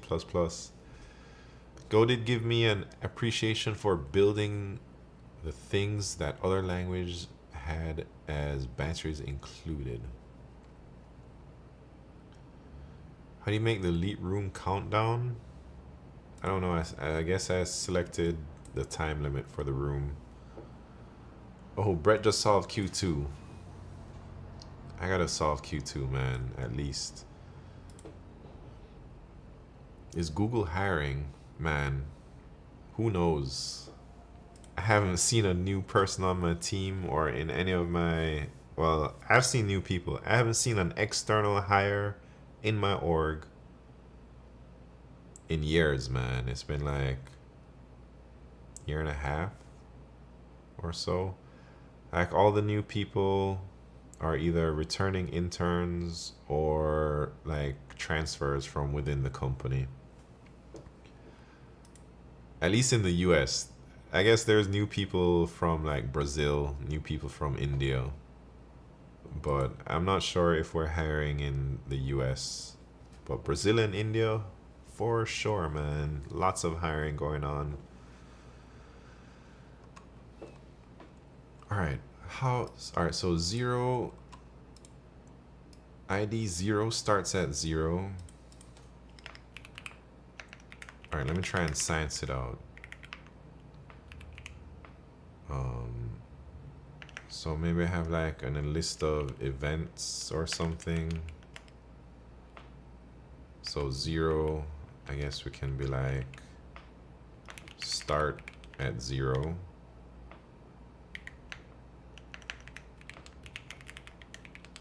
And then we'll have 1, and that says start at 2. And then 1 ends at 5. So what I put, I just put like 5.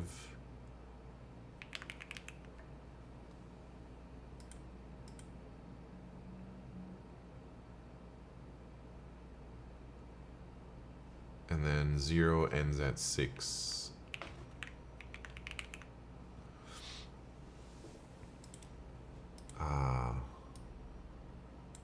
No. That's not how I need to do things.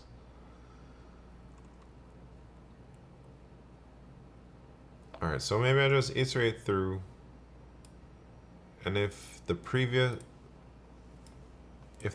thing is a different ID. Oh man. I don't know how to solve this one. Look at example 2. It has an important explanation on how to count recursive calls. Alright, good point.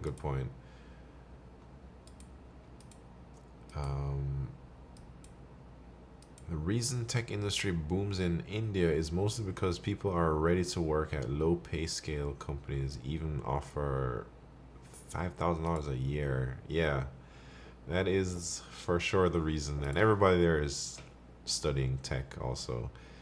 AKSR41, how are you doing? Welcome to the party, man. Alright, so 0 starts at 0, then 0 starts at 2, 0 ends at 5, 0 starts at 6, 0 ends at 6, and the answer is 2 times, and then calls itself.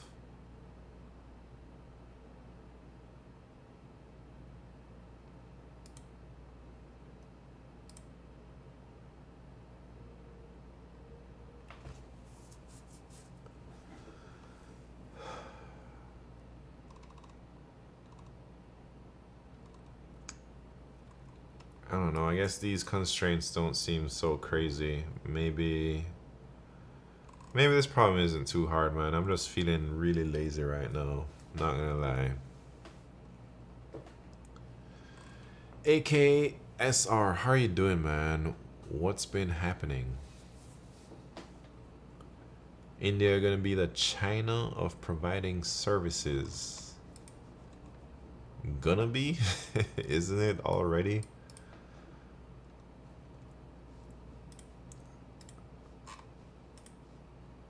Alright, people, Brett and Rexo solved Q2 so far. Everyone else is kind of feeling lazy too. Nobody likes linked list problems, man. Am I too hungry to think about this problem? Maybe. I gotta wake up tomorrow to go into the office.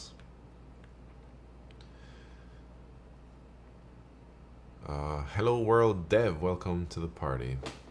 Even if they're good, the time zone makes it impossible to collaborate with them. India is literally on the opposite time zone of the US. Yeah, I think that's one of the biggest issues, man, is the collaboration is tough to like get things done in working hours. Somebody's gonna either have to stay late or wake up early, or it's gonna have to be like asynchronous. Let's focus on the task. Yeah, I gotta focus, man. I'm not very focused today. All right, so should I just code something up?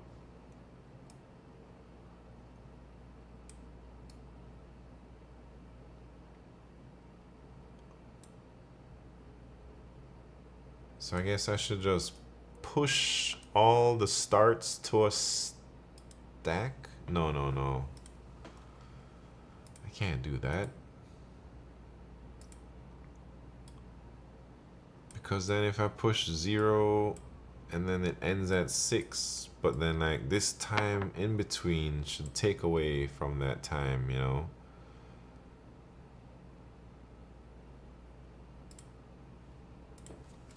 So if it's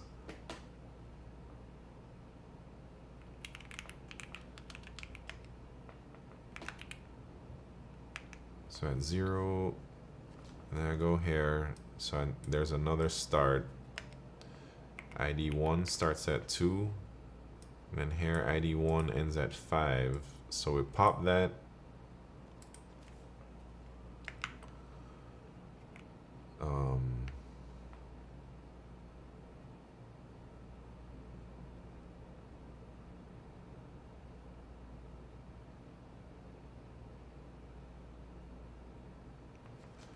All right, so ID 1.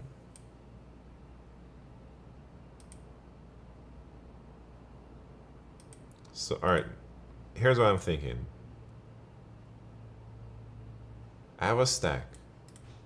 If the ID is different than the previous ID, then we pop the stack and we add the time. So like, we need more space, man. So here we are. Let me put them on different lines. We start here. Stack is empty. There's nothing in our stack, so let's just put 0, 0 in our stack. Then we move to the next line. So this ID is not that ID.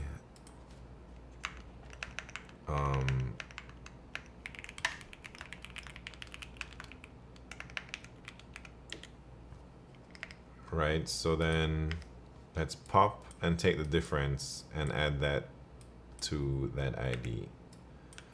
So that time, so ID 0 function runs for 2 times. And then now let's put this into the stack. And then we go to the next one. So this one is saying ID 1 ends at 5. So ID 1 matches with the top of the stack of 1. And this is an end, and this is all the things here in a start.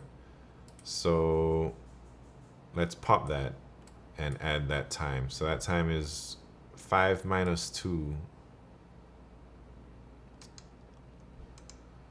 No.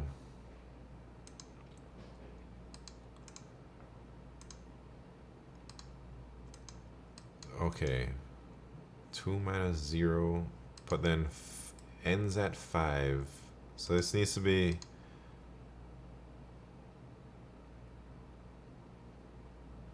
I see. So this needs to be like inclusive. So then it's going to be 5 minus 2 plus 1, which is 4. And then that gets popped. Oh no, that's not. Then what do we do here, man?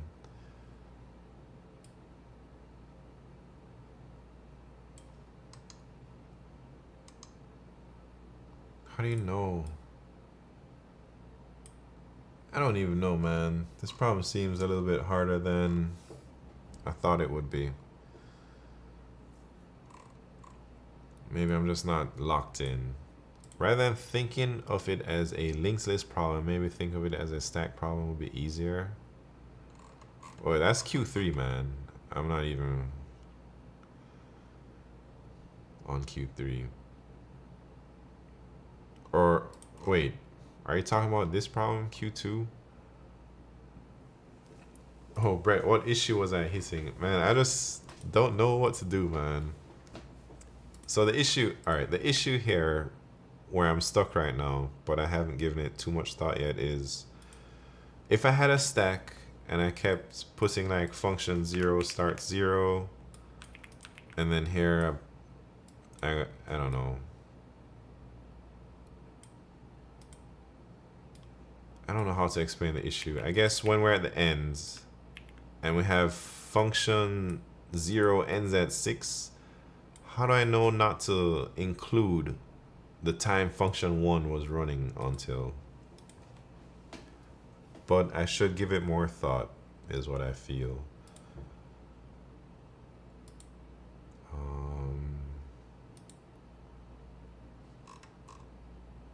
Maybe I need to like... Maybe I need to do like a line sweep and mark...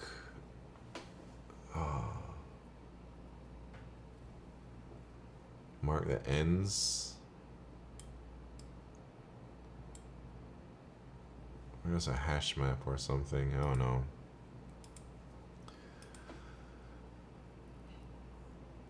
First, convert that string log into something usable. Yeah, that's also something I'm kind of not feeling. I hate splitting strings in C++. It's so annoying, man. Not gonna lie.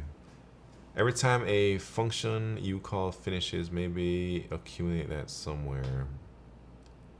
Rolo Fiend, what's happening? LeetCode Training Center reporting in. Welcome to the party. You'll need to keep track of the current time and variable.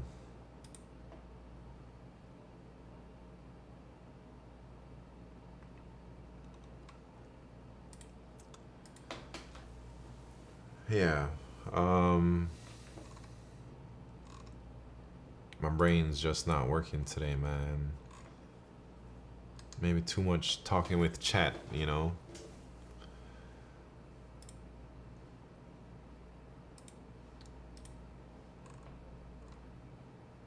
Alright, so when we end, we gotta accumulate that somewhere, but then...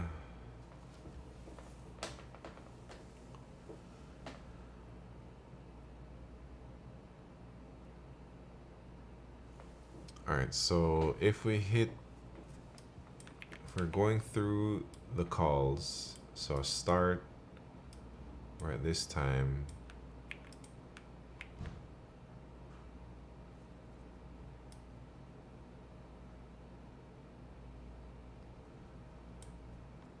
You don't need the task number on the stack? Some coffee might help? Nah, I don't drink coffee, man. I kept pair, start time, total time on the stack.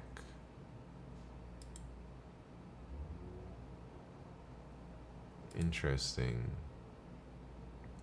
Steven Sagball, what's happened? Does anyone know if it's possible to get Arch Linux on a GCP VM?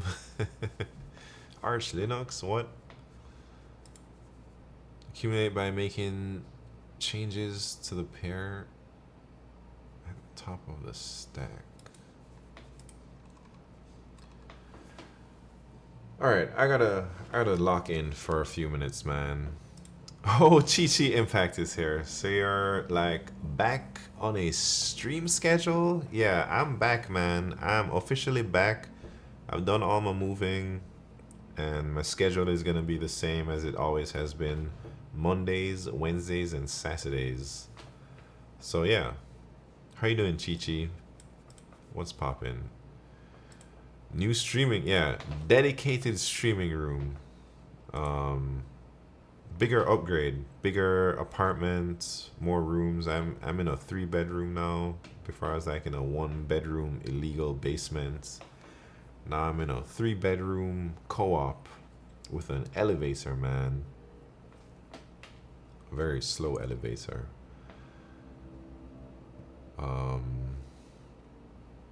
Started doing code forces. Cleared the D3 yesterday. Yeah, I saw that, man. I was thinking I gotta start doing a little bit of code forces or something. 3-bedroom? Does that mean roommates? I guess I got some roommates, but yeah, my girlfriend and her child lives with me. They're my roommates. I need to practice so that I can consistently clear 4 out of 4 LeetCode. Man, have the contests been that hard? That lately? I've been hearing the difficulty has ramped up, man. It's nuts. Yeah, unfortunately, LeetCode has become a little bit crazy.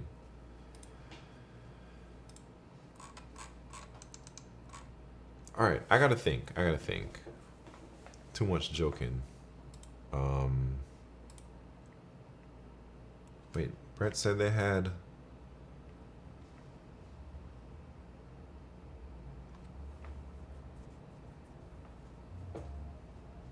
the current... Wait, I gotta scroll up.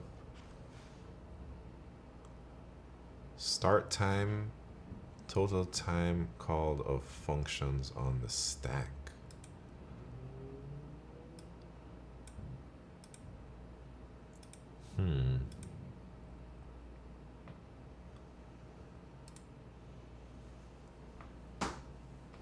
Start time. So it'd be like a pair of the start time.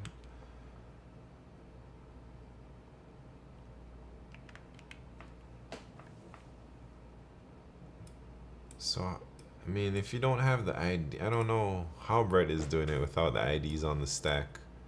But I suppose maybe each start time, no, maps to a unique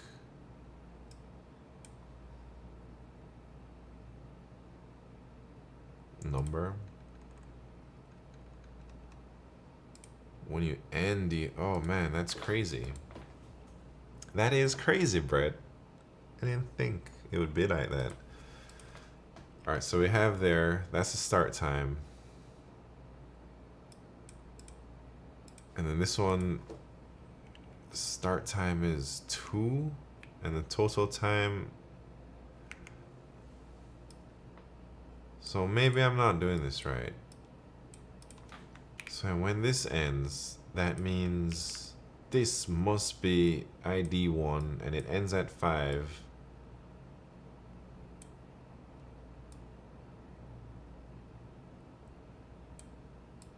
So we pop that, we add it to the 1.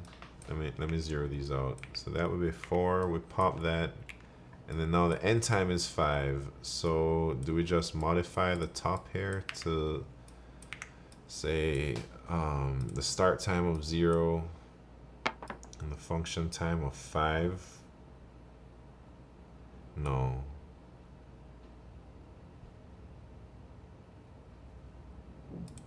Wait, 2 0.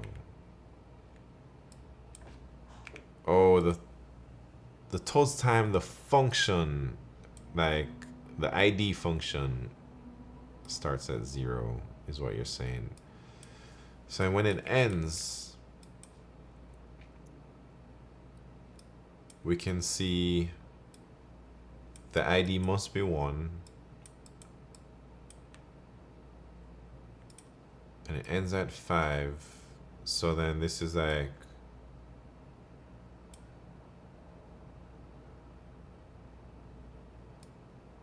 I mean, that's 4. And then what, man? It's like, if this ends at 6, then I see like this starts at 0, but it's clearly not 7, you know? So do I put this end time somewhere? Or the start time, modify that? Is anyone else having a problem where the video stops but the audio continues? Oh man, am I dropping frames?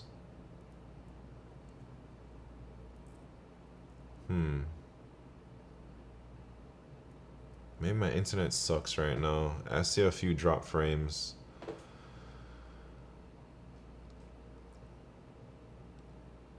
Yeah, Mr. Ed Makes. That might be because of my internet.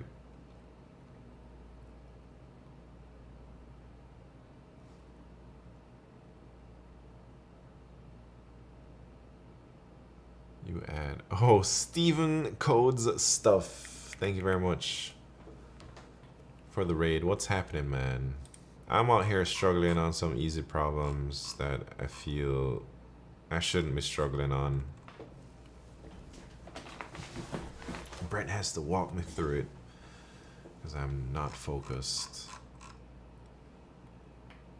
Man, I swear my internet was good, but now I'm having like internet problems.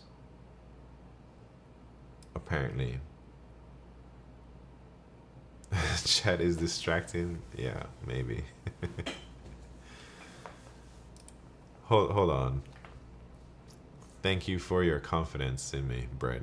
But I think this problem is just tripping me up.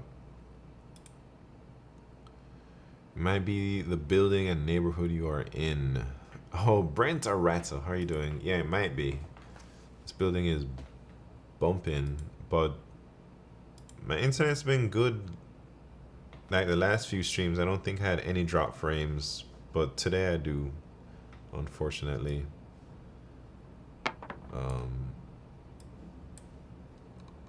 Shouldn't be too bad though. Alright, Brett, let me see what you're saying. Because this is a little bit embarrassing for me, man. You add 5 minus 2 plus 1. Yeah, so that's the 4. And you add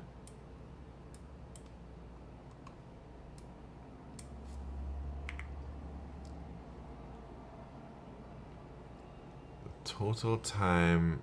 Oh, so I see what this means. This is like the total time functions have been. I see how this works, man. It's easy. This is so easy. And then we just add it to the right thing.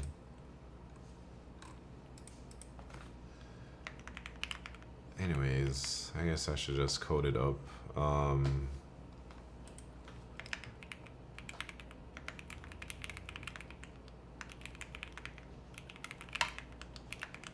Alright, so how would I split this thing?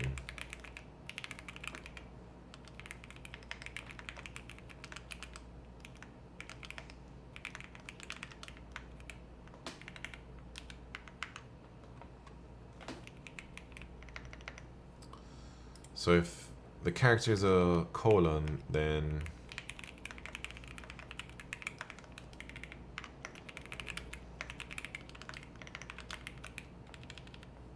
I should push that back, otherwise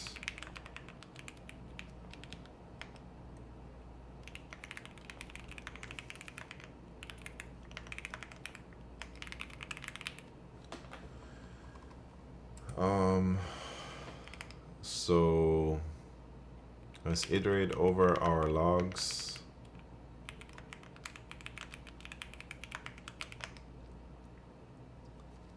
And then let's split that thing.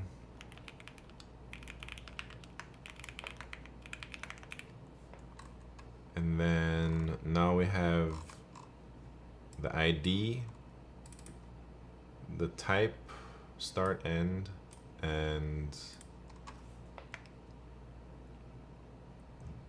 what's the last thing? The start time. So ID, that's ID, and then type.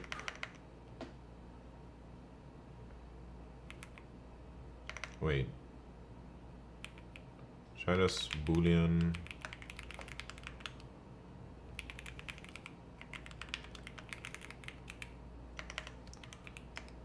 And then we have the time.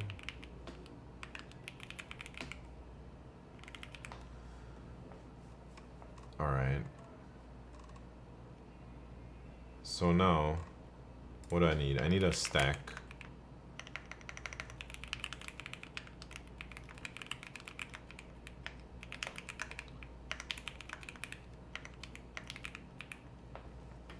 So if it's a start, so if it's a start, we just push it to the stack. And when we push, I'm just doing what Brett told me, man. Have you found the best food places in New York? I don't really eat out that much, to be honest, but I found some pretty good spots, man. I don't remember their names though, because I hardly go out.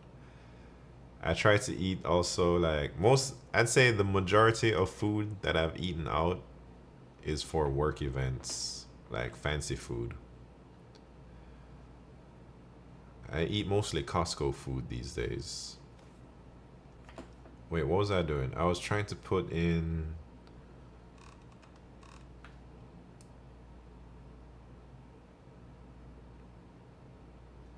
the time and then the total function calls. Oh. Eating caviar. Maybe I've had some caviar out here. Not all the time. Every now and then, man. Maybe like twice.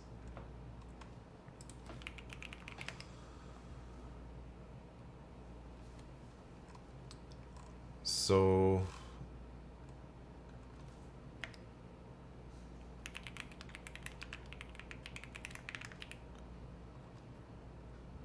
I guess we can be like, what's in there? It's gonna be the start time and total calls.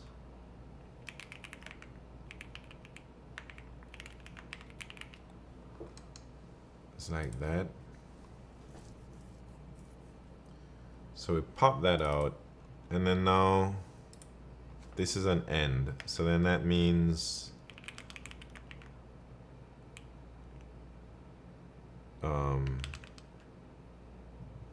it's the end, it's our time minus start time plus 1.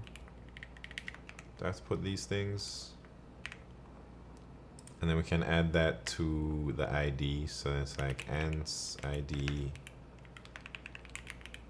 but then we also have to add this thing to the top.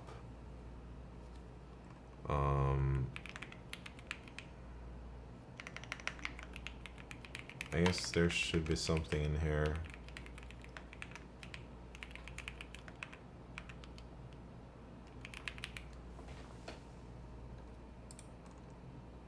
I don't know. I think that looks okay.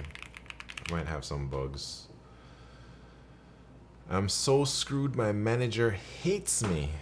Why do you think they hate you?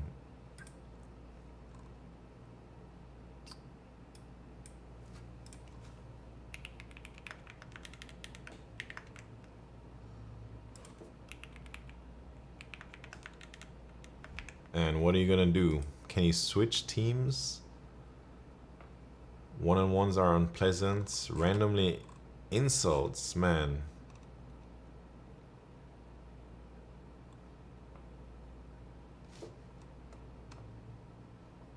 What did I do wrong?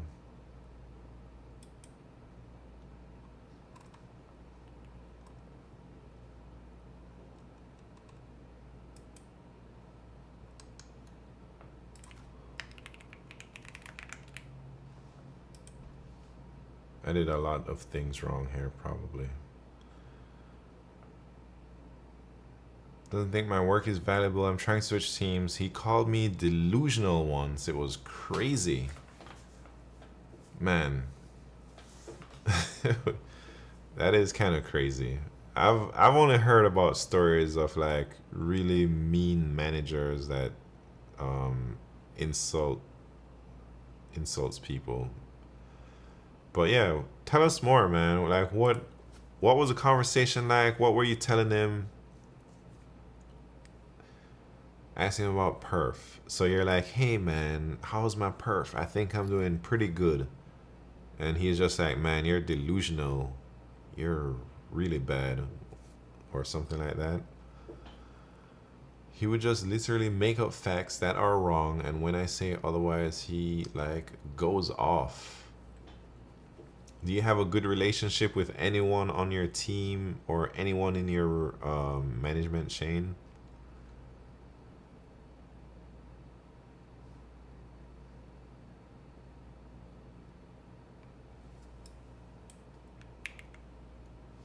Man, where's my bug? Probably have lots of bugs.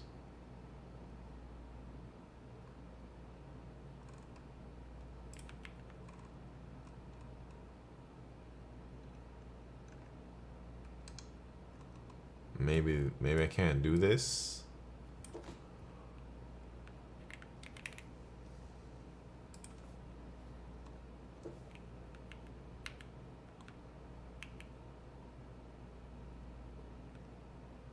Wait, what am I doing, man?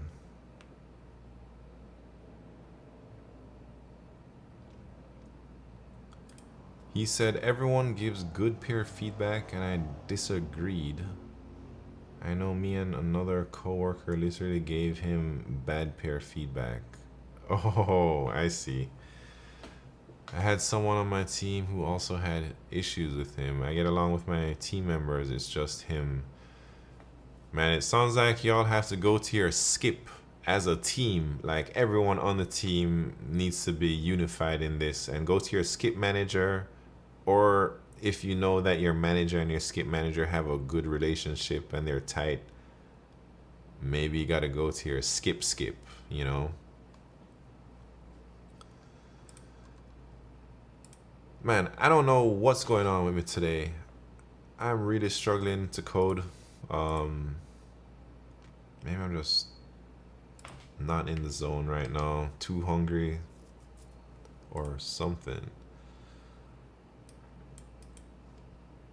Like, what? I'm just writing some junk. So can I do that? Maybe this is weird, huh? Misaligned address.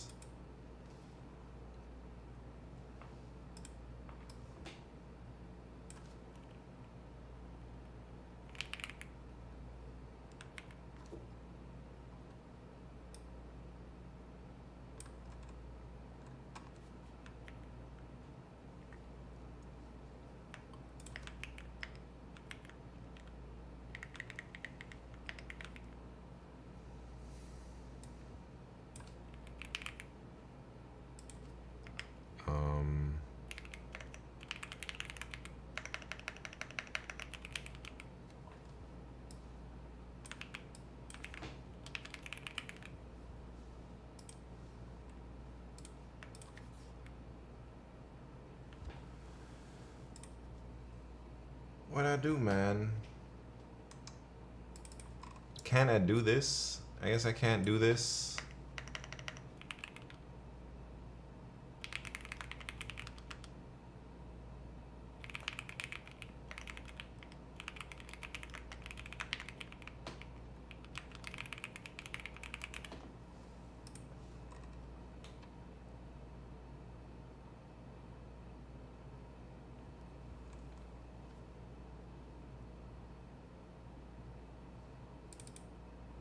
Maybe it's empty. Alright, I gotta debug a little bit, but I had talked to another team and I have a good relationship with the TL. Just need to convince my skip. He makes us have one-on-ones every week and he belittles the work I do even when my TL gives me good feedback. Yeah, that's not great, man. Sounds like you definitely need to be talking to your skip manager or somebody higher up, but not just you. I think your whole team has to go as one unit.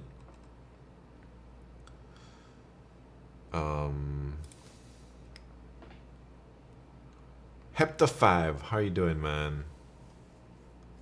How you doing?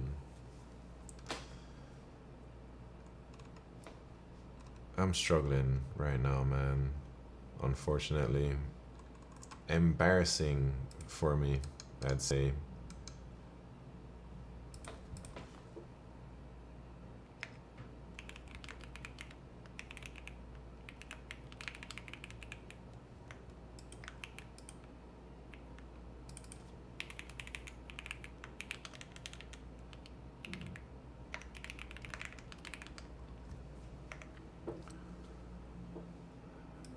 Good. I'm also good, man. I think. So popping. Alright, so it's popping with nothing in there. That's crazy talk, man. So maybe this whole thing is just wrong.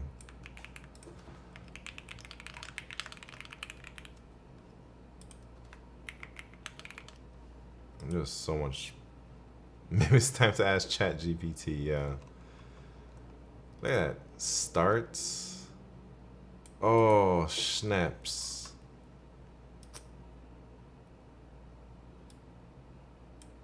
Where the hell did that 0 come from? Come on, man. I didn't reset my buffer. Jesus Christ. Such a waste of time because I don't know how to split a string.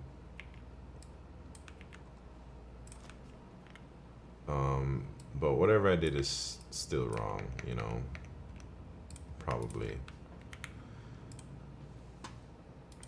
Custom keyboards so expensive. Yeah, it is expensive because they cost big money, man.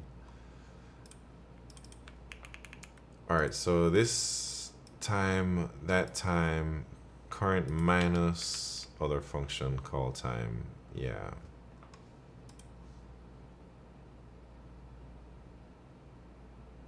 Anyways, I don't even want to talk about that problem. Brett had to hold my hand through the whole thing. I couldn't even implement it after Brett told me exactly what to do. Stuck on some silly bugs because I don't know how to split strings. But in the end, we're able to get it, man. Once Simon hits 1 million on YouTube, he's gonna gift a custom mechanical keyboard to each of OG members. Yeah, once 1 million on YouTube, I'll do that for sure, man. Everybody gets custom keyboards here. No condom, Chris. How'd the virtual go? I think so. I was able to solve Q1, Q2, Q3 on the virtual. But I didn't even know how to do Q4. So Q3, I think. So my finish time. Wait, my finish time was 58 minutes. Let me just pull up the virtual.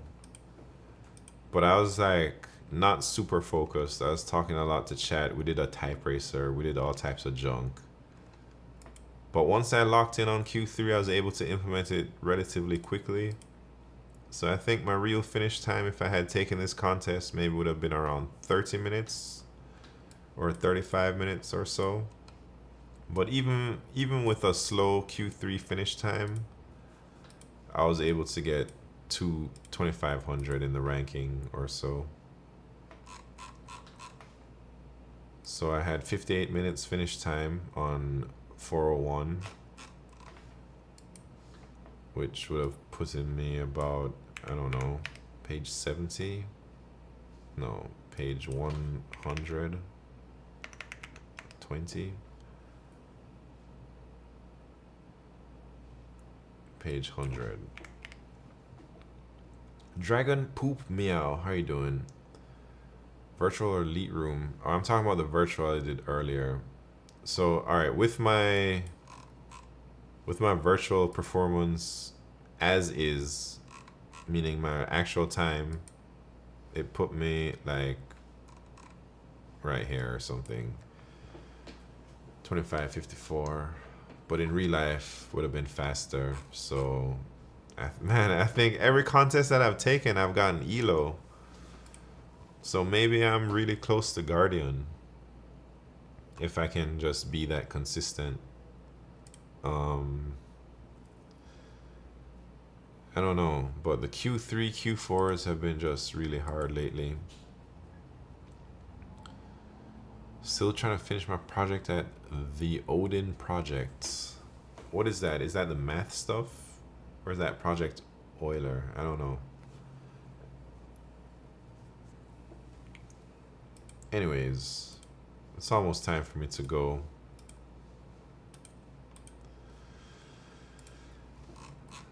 Let me see. Dang, time's been up. Only solved Q1. What a joke.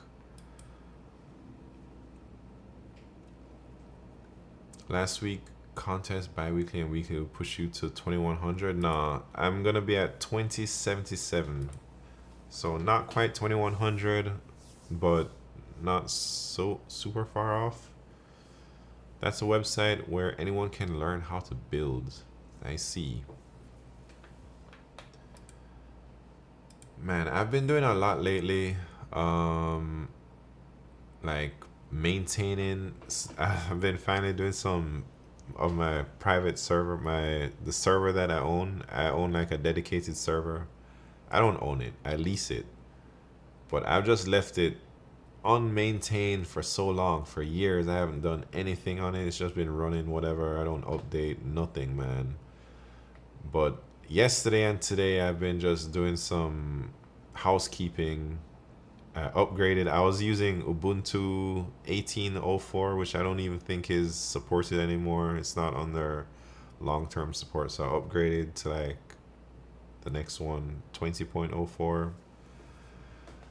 Like just managing my stuff because I'm trying to like do some things, man. I'm trying to like rebuild my website. I was looking at React. I haven't touched React since 2019, man. Maybe even 2020. I don't know. Yeah, since 2020. Why do you need your own server? We have clouds, man. I don't want to get locked into cloud nothing, man. I really enjoy owning or having my own dedicated server. I feel like you get way more power per cost, you know, like. So if I'm trying to get like a 2-core server on AWS or something, that costs like $50 a month. I don't even know actually, but it's expensive, man. But the server I got has like 32 cores and it's like $70 a month. But then I don't even really use it lately. I host some like terrible websites on there. I used to have some databases and stuff. So I've been, yeah, what did I do? I installed this thing called Coolify the other day. And it, like, if you have a dedicated server, this makes it, I don't even know what it does, but everybody says I should check it out. And I can just, I have a UI to just make databases and do whatever. Self-hosted, all that stuff. Where did I get it from? Which data center? I rent from this place.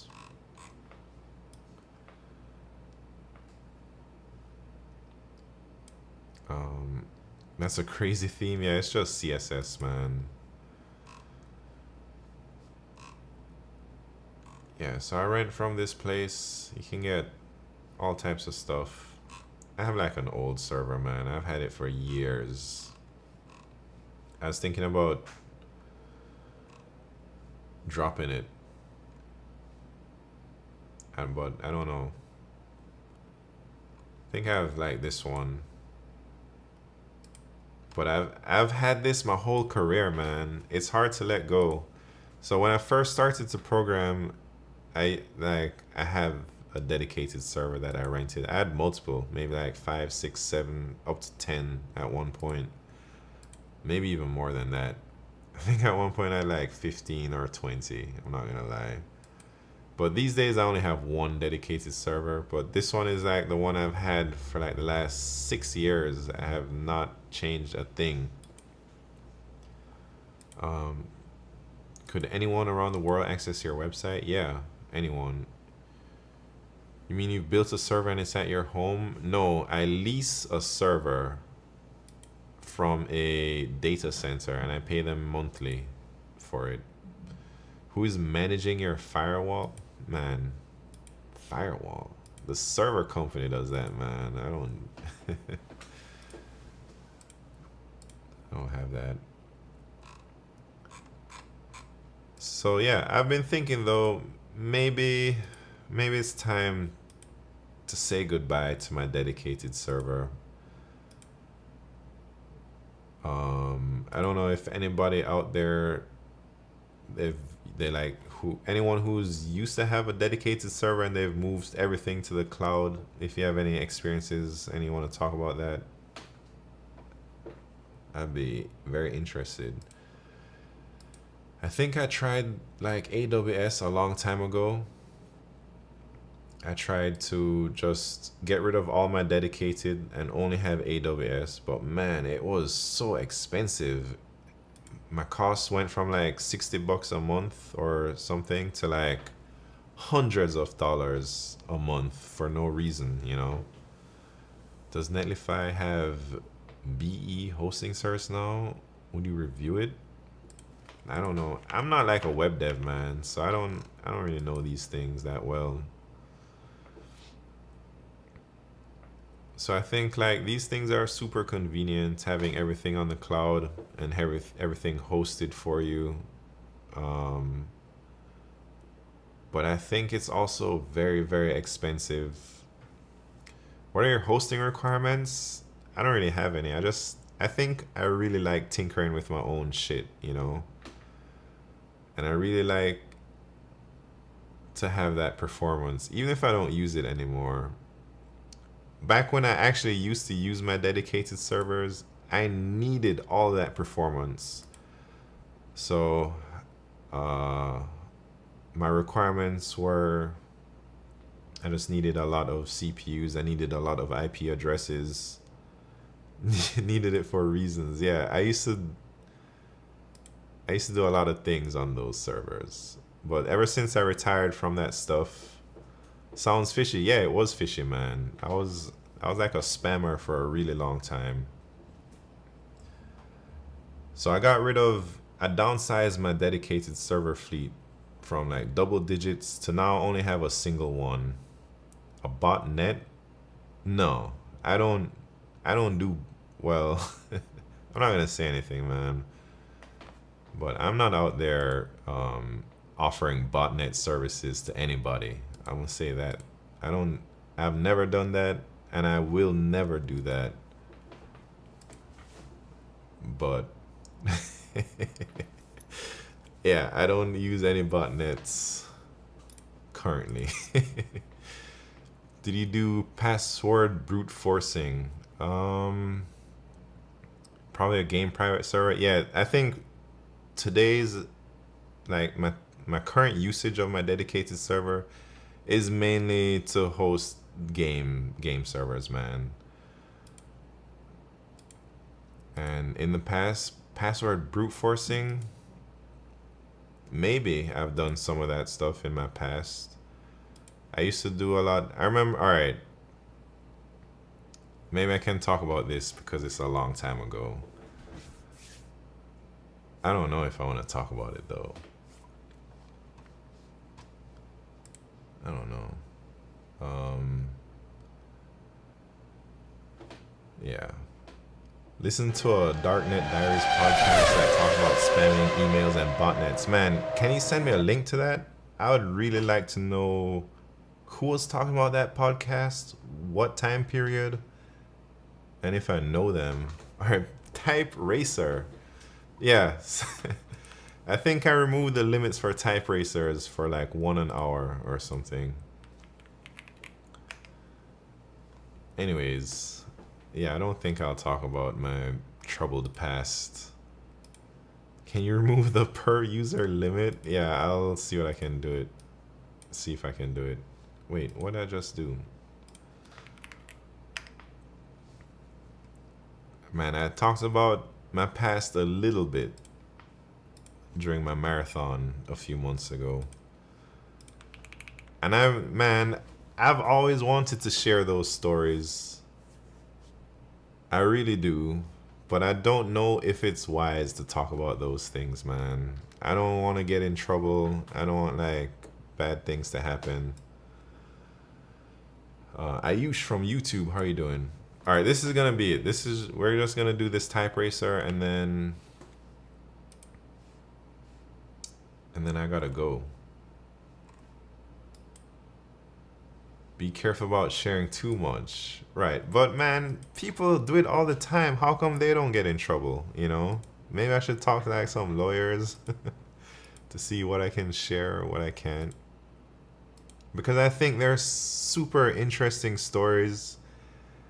I've shared some of these stories with like some of my coworkers and stuff, and I think everyone really finds them very, very, very interesting. And I think it would make great content. Maybe I should do a podcast on it one day. And it's been a long time, man. It's been 8 years now since I've really been active.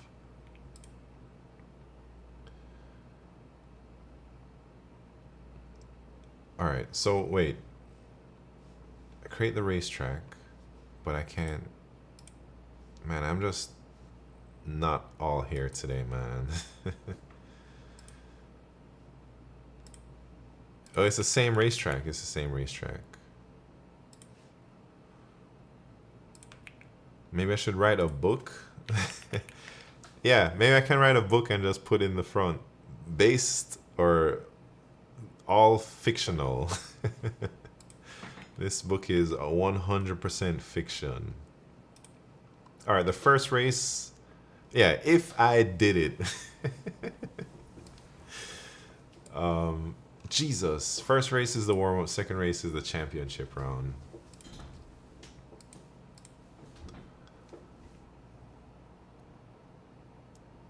Here we go. This is a long passage.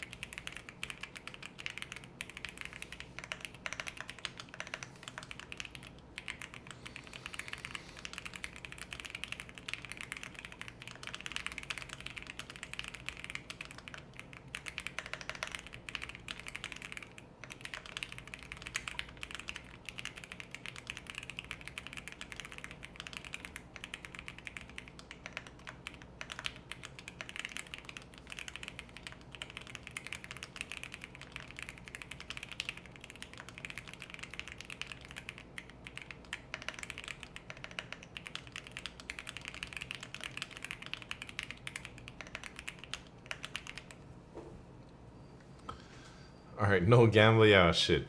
I'm sorry. I forgot to do that. Oh, here's a link to the Spotify. Can I open that? Let me see. Spam botnets. Who? Alright.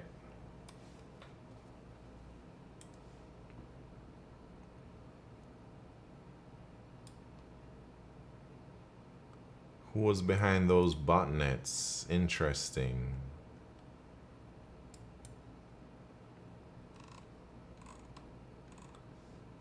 Dark.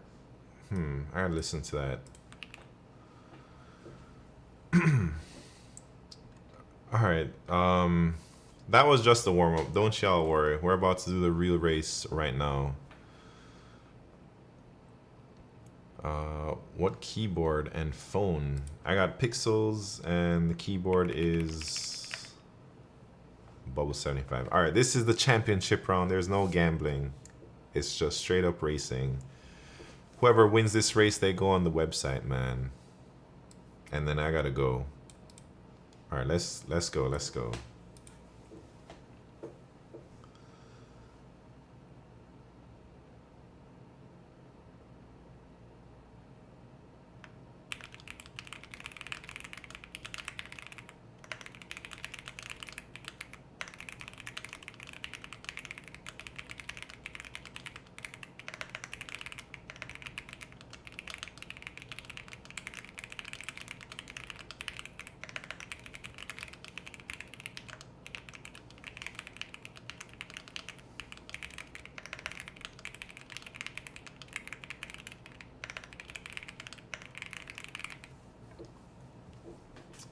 Oh shit.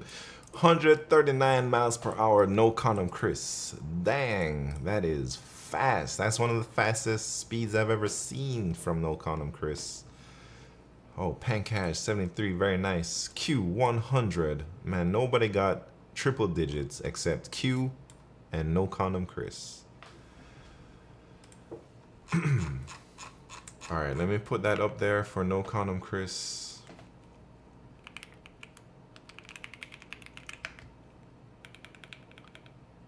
Kenny, yeah, that's insane how fast no condom Chris has become. 3 type racers, 139.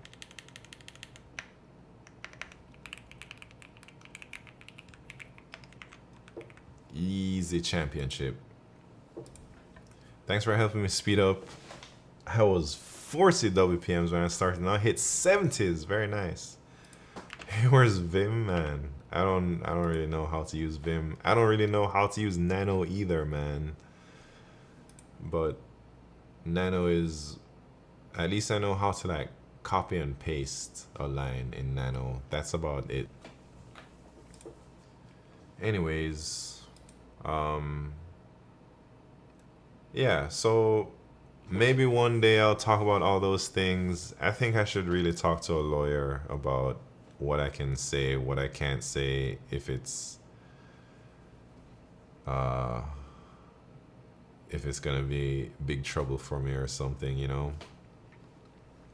I don't think so, man. It's been such a long time, and I really don't think I did anything that bad. Like, I'm such a small fish in a large pond, and I always knew the things that would get people in trouble. So I've had colleagues or acquaintances who they got arrested. FBI arrested their asses, man. But not me, because I stayed within my lane. I never tried to do too much. I never tried to mess with like financial institutions. I never tried to like do the really terrible things, you know. I only did like things no one really cares about, but maybe it's a little bit annoying, you know. And I did that for a long time. That's how I started programming. That's how I learned how to program, just by making bots initially. And then I was like tired of always running, being on the run from, not from like law enforcement, being on the run from like the white hat hackers or the security people. Like, they're always updating their defenses, and they're getting better and better every year after I started. And it just became really, really difficult to sustain that lifestyle and like make the same amount of money with the same amount of work. Like, the amount of work needed to maintain became like, it started to grow exponential, man. And eventually it's like the juice wasn't worth the squeeze. And that's when I decided to reflect on what I was doing. And I decided, man, I think life would be better if I switched sides. And I just went legit. And I started off with like learning React and front end WordPress sites. I started making. Eventually I learned React, and then eventually I was like, I don't want to do front end, man. I want to do like some big scale stuff. And I learned like C++, and I started doing LeetCode. That's when I discovered LeetCode is all you needed to pass big tech interviews. And then I started learning C++ December 2019, maybe. Yeah. That's not enough. We need the whole story. That's like the TLDR. I did talk about the story a bit more in depth, but not quite super details. And I did that. Maybe I don't know. Maybe it's on my YouTube.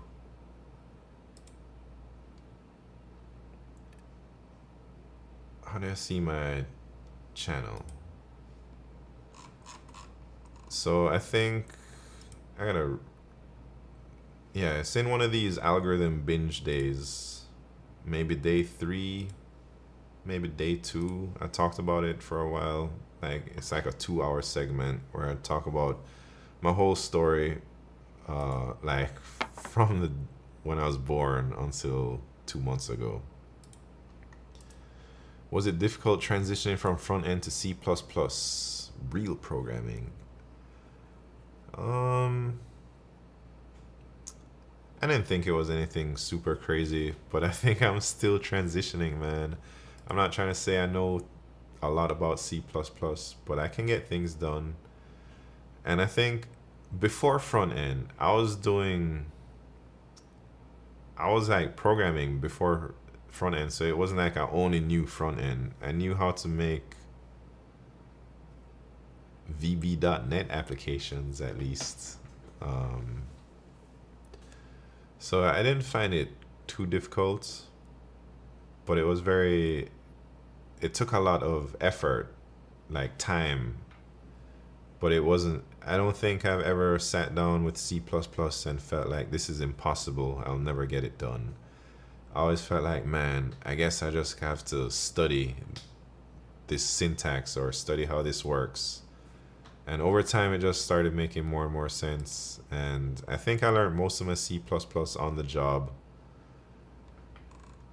like outside of syntax, like learning how C++ actually works and how to build real systems in C++. I learned that on the job for sure. So he was a VB.NET hacker. I wouldn't say I was a hacker, man, but I know a lot of, back in my days, a lot of the hackers were strictly VB.NET. Maybe some of them moved from VB.NET to like C# after a while, or Python, but I think a lot of them had roots in VB.NET, man. I don't know why. I suppose maybe because back then you're familiar as a kid, you're familiar with Windows, and maybe VB.NET is easy to start with because it's like the words mean something. They're like English words and the syntax looks okay, That's just small theory. I don't really know why I don't know if it was just in my circles where everyone was like familiar with VB.NET, or if that's like a thing for hackers in like the early 2000s and late 90s, Anyways, man, it's time for me to go. Who we gonna raid? Ain't nobody. Pat's Hello World. Where's Pat? Pat ain't here, man. Nobody's doing LeetCode either. Based on that reasoning, Greek people should all be APL programmers? Wait, what? What do you mean?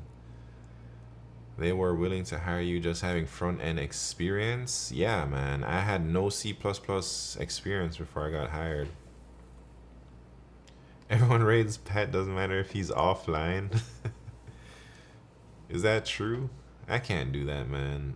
Alright, let me see. Let me browse the category and then I'm out of here. APL is this language with all the weird characters like alpha and omega. I see. Well, I'm saying like maybe a lot of hackers started hacking when they're kids, and most kids aren't on like Ubuntu or Mac or something. They're on Windows, man. And then when they're on Windows, they're probably gonna gravitate towards .NET things.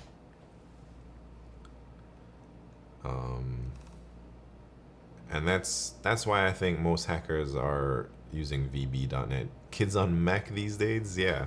These days, but I'm talking back then, man. Early 2000s. Mac wasn't a thing for kids, man. That was like fancy stuff, right?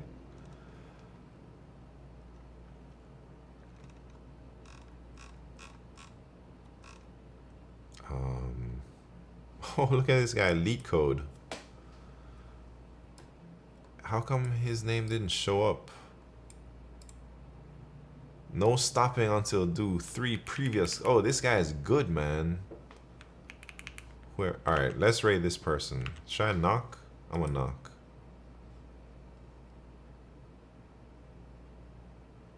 Wait, I don't want to knock, man. I'm gonna just raid.